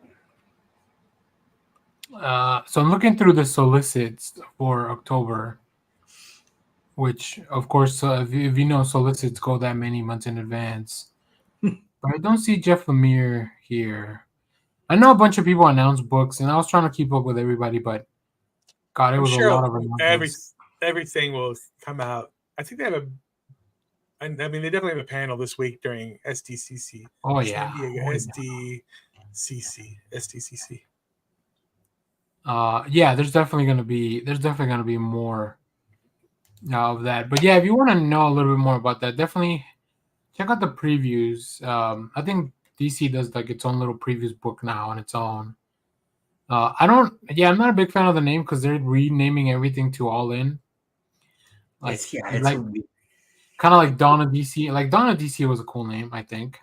I thought it was fun. It just had no thought behind it. So, This should be the new initiative. Should be DC Middays. If Dawn of DC was the last one, they should be DC Lunchtime. Ooh. Yeah.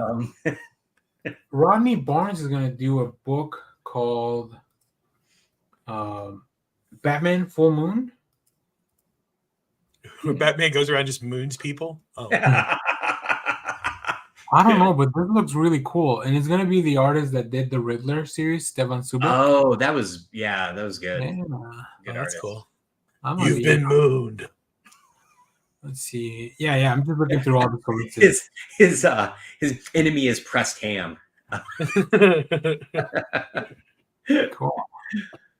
Very exciting. All right. Well, Clay gets back. We can start talking about some of our stuff. Okay. To kind of close out. We got about 30 minutes or so we'll have to make it a little speedier than normal. So Jeff, why don't you kick? Well, actually, Josh, you haven't been in the show in a while, and you've got a lot of stuff. Tell us a little bit about your stuff. Sure. I'll just try and blow through it real quick if you guys want. So first off, I actually watched some movies, which I know is rare, but I was on vacation. I watched Beverly Hills Cop, Axel F. Now, I want to preface this by simply saying I was watching it on a very late flight home where I hadn't slept for like 12 hours or, like a very long time. And so I was a little loopy, but man, did I love that movie. That was the movie. You weren't loopy. That was the movie. Okay. It was, I just want to give props to the fact that they were able to take this 80s property and 40 years later, bring it back, and it both felt like the original property and updated it nicely. Yeah. And the two worked perfectly together. So if you are a fan of Beverly Hills Cop, go watch Axel F. It is great. Really good. I agree. I did watch the original Beverly Hills Cop. Since you're talking about that, I went back and watched it.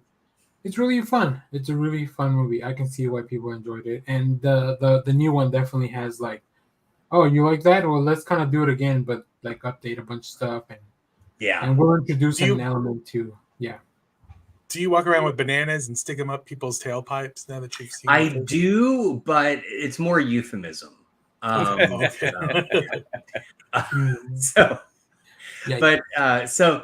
I watched that, and then I also watched Richard Linklater's new movie Hitman, which is good. Glenn Powell, it seems to have just, for me at least, come out of nowhere, and the dude's just killing it right now. But he is great in that movie. I think the one complaint we had about it was, if you like Linklater's Bernie, the way that Bernie kind of mixes in reality with the kind of fictional retelling of it, that doesn't happen in Hitman. It's much more just a kind of like a very fictionalized version of this story. But all the actors are great. It's a lot of fun. So anyway, definitely worth watching, especially if you are a Linklater fan. I had no idea that was a Linklater movie. It's nothing in the trailers or anything gave like. No, and I mean, and I would even say it doesn't. I'd say watching it, it doesn't exactly feel like a Linklater film, except for the fact he doesn't really have a style. I would say. And Yeah. so by the time I feel like by the time I was done, I could kind of see how it was one of his movies. So, but yeah, so I watched those. Comics wise, I didn't get through everything. I was 2 weeks behind, and I'm kind of bummed about that because I wanted to. But I do want to talk about, I know there's some stuff we have overlapping, Jeff, so I will wait for you to bring it up. But I did read Transformers number 10, and I just kind of love how they make Beachcomber a pacifist hippie in this. Yeah. It's really, really great. But there Which sounds is like the kind of thing you would do if you're a beachcomber car. You're just like, yeah, just vibe exactly. out, you know? Exactly. It's like they just kind of took the name and ran with it. Yeah. But there is some, I think, some really interesting, like bigger picture lore stuff that happens in this. I don't want to spoil anything, but there's a moment about the origins of them on Earth that comes up because he ends up on Earth under very different circumstances. And the other thing is, and I'm just kind of curious what you guys thought about this. Again, I don't want to spoil anything, but the machine that Shockwave is creating at the end, is it similar to the planet eating thing from Transformers the movie? Like, No, like it. I think that's their portal. It's just their It's like a space bridge kind of thing. yeah. But I thought it was taking organic material and converting it. So that's the portal, you're saying? Yeah. Okay. All right. Then I was wrong. Never mind. Okay. I do. What's his name? Beachcomber. Beachcomber. He's like the pacifist. Yeah, I was like turning him into a pacifist hippie is great. I know I was not a fan of the first issue of Destro, but I really dug this one. And I dug it because I feel like what they're doing so well in this series in particular, and which there's no reason to do, is explain how all the disparate, dysfunctional parts of Cobra come together. Right? I love that. Yeah. I love that. Yeah, I really, really dig that. So Destro's getting good. I know you guys talked about this last week, but hot damn. I just want to give props to the fact that Stephen Mooney is the first person to bring back the Rocketeer, and it feels like the original. And I've said this every single fucking series he's done, but everyone feels like, I mean, except for the art, because there's no replacing Dave Stevens. But the tone and the feel of these books is just spot on. And they're great. I would say you could go read the originals and then jump straight into Stephen Mooney's first miniseries, the name of which I'm forgetting. The Great Race? No, that was second. No. Was it The Great Race? Oh, no, I don't remember. I don't either. I think that is the first, because then there's something and then it's this one. This is the third. Okay. All right. So anyway, you could seamlessly go from the original series to these because it is a direct continuation. So these are great. I know I'm the only one reading this, but you fuckers are missing out. Batman 89 Echoes is fantastic. I'll get to it when it's collected. I learned my lesson from the previous one. Well, especially because there was a huge delay before this issue. But this is a cool cover, though. Just so good. Yeah. So that's a cool cover. Yeah, it's great. And I will wait to talk about Namor 1 when you guys bring it up, because I know it's also on your list. But just real quickly, the things I didn't get a chance to read this week. Gotham by Gaslight number 2, which I enjoyed the first issue. Super hyped for a new Elric comic. Issue 1 came out this week, and I'm really, really excited for it. So got that. And then, of course, because I'm the Conan weeb, the new issue of Savage Sword, which is the big magazine format, came out. And did you guys see the announcement that Jason Aaron is going to be writing a story in this? So he's returning to Conan, I think sometime this fall. So, and And then finally, just real quick, I've been picking up these like facsimile reprints of the issues immediately after Secret Wars when Peter is learning about his black costume. And I picked this one up. This issue has so many important things in it. It was kind of remarketed as the one where Mary Jane finally admits she knew Peter was Spider-Man, which is huge. But it is also, I just want to point out, the issue where we find out, because he goes to the Fantastic Four, he finds out that it is a symbiote. Yeah. And for the true nerds on this panel, it is the origin of Bagman, Spider-Man, is in this issue. Yeah. So, or Paper Baghead, yeah. And I was reading this going like, I know I had this issue when I was a kid, but I did not remember this many things in this one single issue. So, are there any Little Debbie ads in there? Oh, absolutely. I mean, that's the thing that makes it great. I mean, look, Star Wars comes home. I mean, come on, that's great, you know? Wow, they're going to put it on home video? No, the game. Star Wars, the arcade game. Oh, they made a game? For my house? Look, if you want to play the game, go to the National Video Game Museum in Frisco. They own a version of it. You can play it there. It's great. Seems like a lot of work. I'll just find what's it called? It's a cool place. No, you have to have it. Has the controller that looks. I'm just gonna get an emulator and 3D print the controller. Don't do it. Don't do it. Hold on, I'm gonna 3D print the controller. Yes, do that. All right, that's actually pretty badass. Okay. But anyway, yeah, that's all my stuff. All right, let me touch on a few things real quick, and then I watched season 4 finale of The Boys. Ooh, I need to start. God damn, so good. There was 2 finales this week. One was good, one was okay. I also finished The Acolyte, which we'll probably just do a full show about The Acolyte, maybe. I don't know if we'll have enough interesting things to say, but yeah, it's a very hit or miss show. But The Boys, the Boys really nailed it. It's scary because this was shot a long time ago, and then things are playing out in real life. So there you go. Okay. I also watched a new show on the Cock. That's short for Peacock.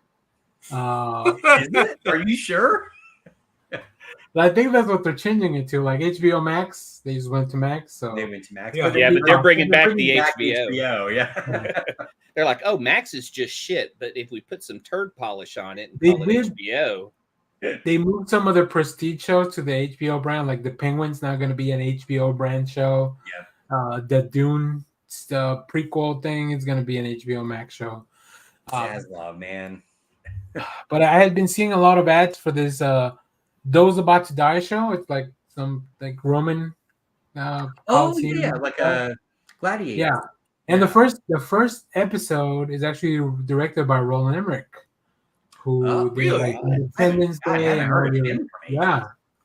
He's doing that. So I think the show is fine. It looks a little bit cheap compared to what you would think. Like I watched the Gladiator 2 trailer and then you watch this and I'm like, well, I guess they don't have the same budget.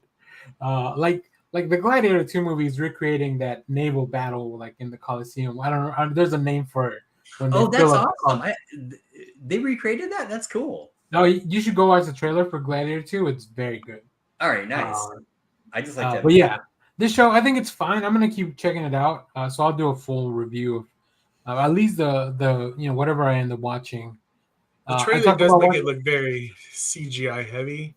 Yeah, it does star the guy from Game of Thrones. He will also Maximus in the Inhumans, which I like him. He's a good actor. He's like this kind of a scummy character. Unfortunately, he's got that.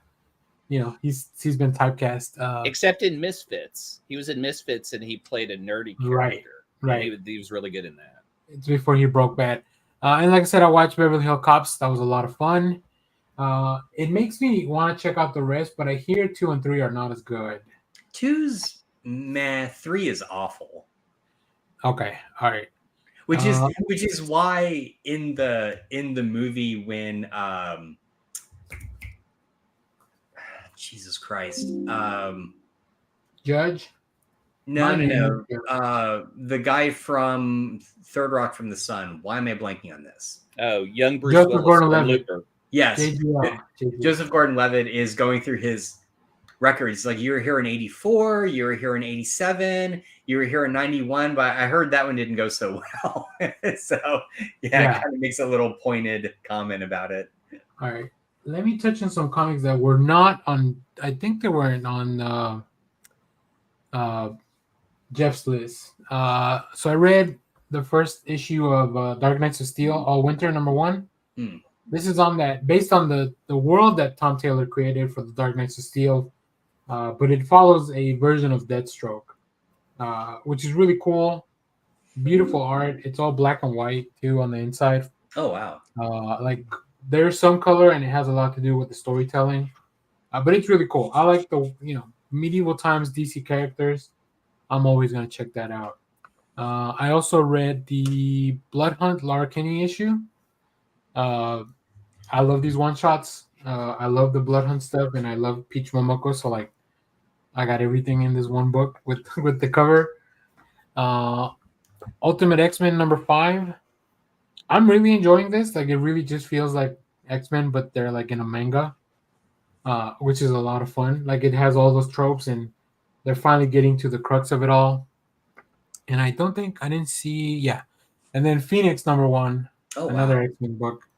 This is that really nice foil cover by Joe Quesada, which I hadn't seen him do a cover in a while, so that was really cool. Who's writing that book? Stephanie Phillips.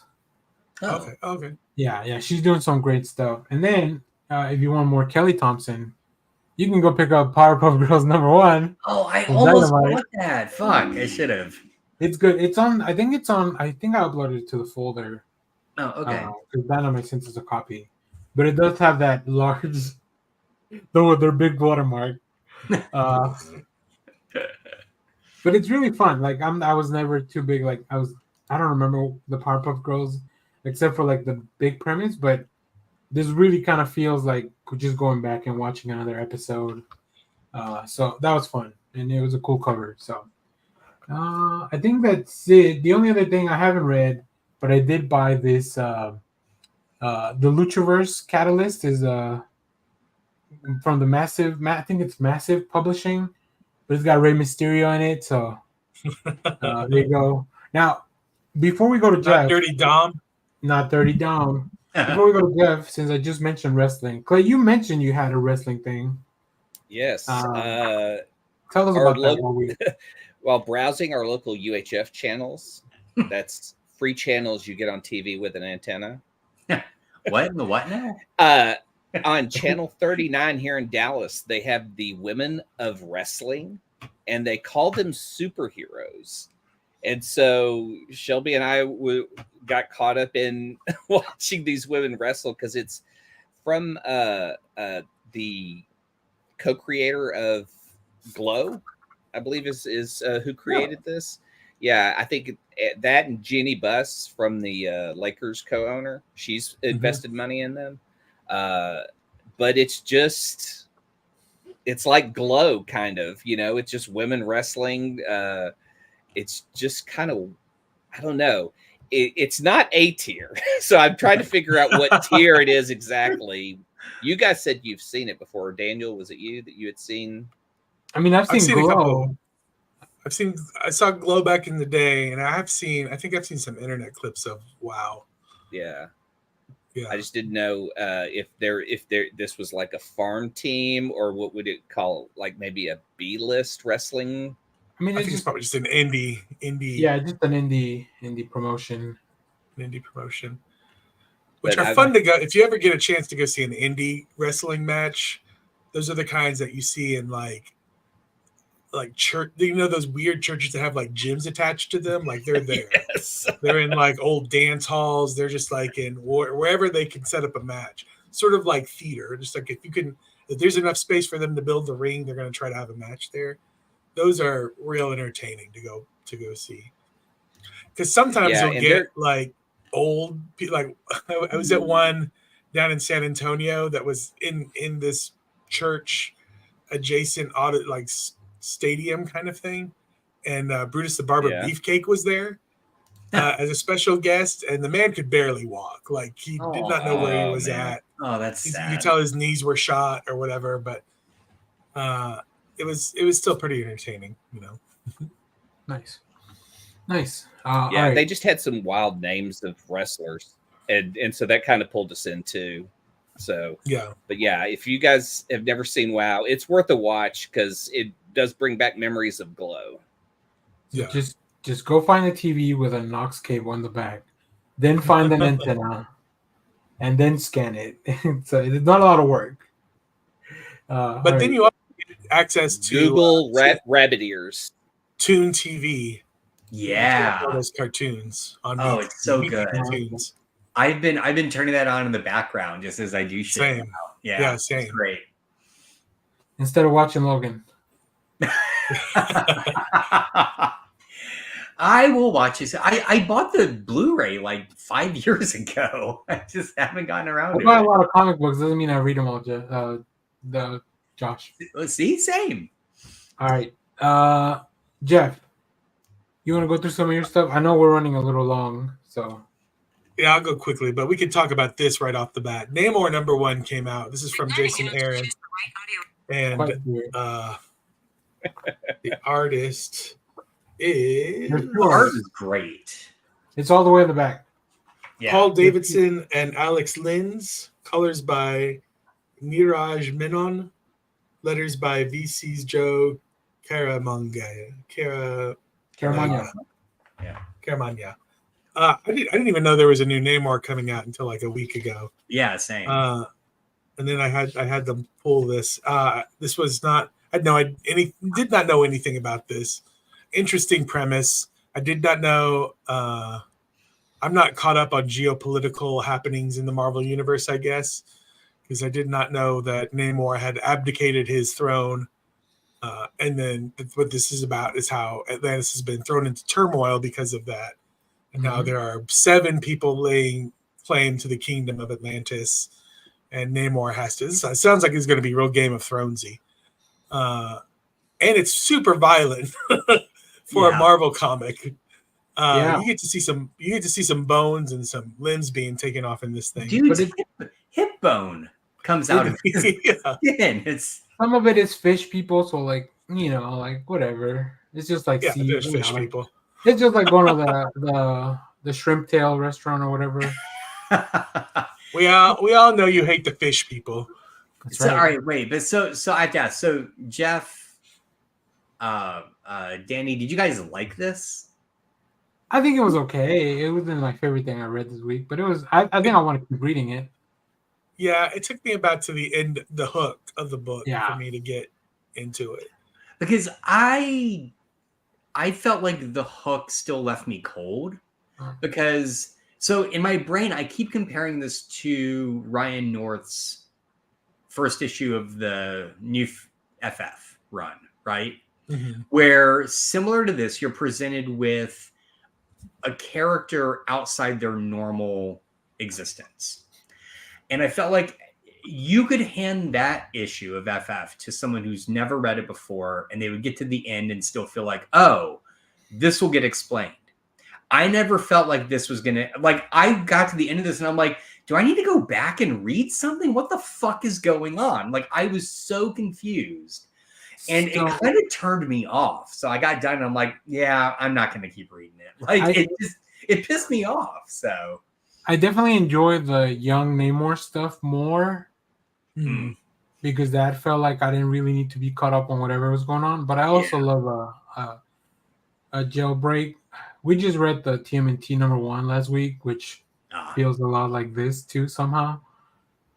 I don't see a world in which Namor allows himself to be jailed and treated like crap. Right. Because that is not in his character. Like I can see him where he's like, I abdicate the throne. I want nothing to do with Atlantis. But I don't see him being like, I'm subjecting myself to a human jail. I think he's atoning for something. I just don't know what that is yet. Right. But I also felt like so. Is there something that's happened in the Marvel books prior to this? Not that I'm aware. See, I just assumed that it was just like because of everything he's ever done in the past. Right. You know, Okay. including flooding New York, including flooding Wakanda, you know, like all that stuff. He But then, should have tried to hit on Sue Storm. yeah, hitting on Sue Storm, like you're going to jail, buddy. And so that's why I was kind of coming from. But again, I just don't see him doing that. Like I don't see him. Yeah, I agree. I'm probably being too harsh on it, but I saw Jason Aaron writing Namor issue 1, and I'm like, oh, this will be a great jumping on point. And then I got to the end, I'm like, this is not a good jumping on point. So yeah. Anyway, that's just me. I was just curious. I just wanted to hear what you guys thought of it because I was very pissed off at it by the end. So I'm gonna keep up with it, but it has not been added to my pool list yet. Okay. Yeah, I might just keep reading it on Marvel. Yeah. Unlimited. Nightwing 116. I love that we get Deadman in this. I love that we are learn. I think that is knowledge that Boston Brand taught Dick Grayson how to be a acrobat. But, yeah, it's pretty cool. Oh, this is the final issue of Iron Man. Jerry Duggan's run on Iron Man 20, which does all the wrap up. Issue. The divorce issue. We had the wedding issue. This is the divorce issue. The annulment issue. That cover speaks otherwise, but how does Tony hide his thoughts? Oh, he's open. He's completely open. An open book with Emma Frost. He gets pretty spitting with Emma Frost, which is probably the healthiest relationship he's ever had. Honestly, you know what? Yeah, I was gonna say their entire relationship is that meme of the couple laying in bed, and the woman's like, "I bet he's thinking about another woman. He's just thinking about some random shit." That's their entire relationship. So, I will say, no, she's in his head going, "What are you thinking about?" The story wraps up with Tony and James Rhodes heading out west to California again, and just being like Iron Man bros. And that's kind of the comic I kind of wanted to see next. They tease whatever the next Iron Man. It's like, are we gonna do a West Coast Avengers? It seems super like fun and buddy cop. Yeah, they're playing basketball in their armor. Like it seems like ridiculous. Yeah. But then like they tease the next line. It's like some kind of political intrigue kind of like whatever thing, which seems fine. But I'm a little sad that we're not going to get the fun Iron Man and War Machine buddy comic that they kind of tease out. Fish Flies number 7. This wraps up this Jeff Lemire bug horror comic, which I'm going to be honest, I don't think I understood the wrap up. Lemire made me feel dumb with that. I think there's a time jump. I don't know. Something happened. I don't know. Big bugs. Daredevil, Woman Without Fear, number 1. The artwork in this thing, so beautiful. I was gonna check it out, but it said in the solicit that it spins out of Daredevil 11, and I'm like, well, I'm not caught up on Daredevil, so kinda. It's supposedly just in Daredevil 11. Elektra's like, all right, well, bye. But I don't know. It's not. It's pretty good artwork. Anyway, she runs into Crossbones things. I Heart Skull Crusher number 5. This wraps up this series. This was fun. Great little animation stuff. Apocalyptic Murderball. Apocalyptic Murderball. Man's Best number 5. Again, this one also made me. Yeah. Dogs, Aliens. Also kind of made me feel dumb at the end. World's Finest. Number 29. The Surrealist issue. The Surrealist issue. This one I really enjoyed this. This whole thing has just like been even down to this like little just kapow page. Awesome. Just super fun all around. Every single issue has been like Dan Mora used to draw something silly. That's amazing.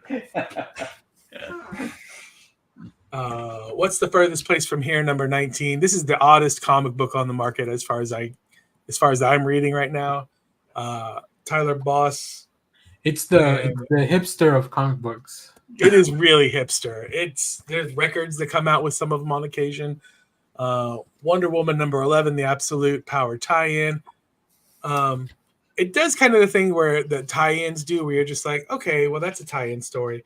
But I got to be honest, the backup story again. So much better. I mean, not the world's I finest. like the tie-in, but like Lizzie and the kids go to a Black Canary concert where Black Canary is kind of like a Taylor Swift, and everybody loves her. Come on. And then they're fighting Mongol later, and Mongol's also a canary. A fan of Is what they Black call Canary. Yeah. Really fun. Superman #16. The best part about this is I think it's Jamal Campbell, the artist, gives Zatanna some cake. I was gonna flip it up, but I can't find the part where she shows herself. Zatanna's in this issue, and just look at that. Look at that. Nice. Look at that Zatanna cake. Zatanna cake. By the way, I know you guys talked about it weeks and weeks ago, but I love that first issue of the new Zatanna Black Label book. Bringing on the house. Good. Oh, it's so good. Yeah. Next issue comes out this week. Briar #7. Fine. Titans. #13. Also. Really selling those last two. Yeah. I'm trying to wrap it up for time. Okay. One thing I didn't mention, I haven't read it, but I did pick up Biker Mice from Mars #1. Really? Oh my god! Of course. I love Biker Mice from Mars. I'm the only person that's probably reading the Gotchaman that Matt Gibb is doing too. But I mean, are you also going to buy the RoboForce comic for the whatever universe that is? Narcelverse. Narcelverse, yeah. I'm waiting for my Street Sharks comic. Jesus Christ! Oh God, it hurts. It hurts. One day. That's all right. We've gone long enough. Does anybody have anything else? I know it's like 15 minutes past the hour. No, are we good? We good? Excellent. All right. Well, thanks everybody that watched. Leonard Kim, thanks for the comments back there. We also had Elite Gee with some emojis in the chat. So yeah, there you go. Next week we'll probably talk about a bunch of stuff that happened at Comic-Con, or at least what they've announced so far. Because when we do our show, we will not have seen what Marvel has brought to Panel 8 or Hall H yet, because that'll happen that afternoon.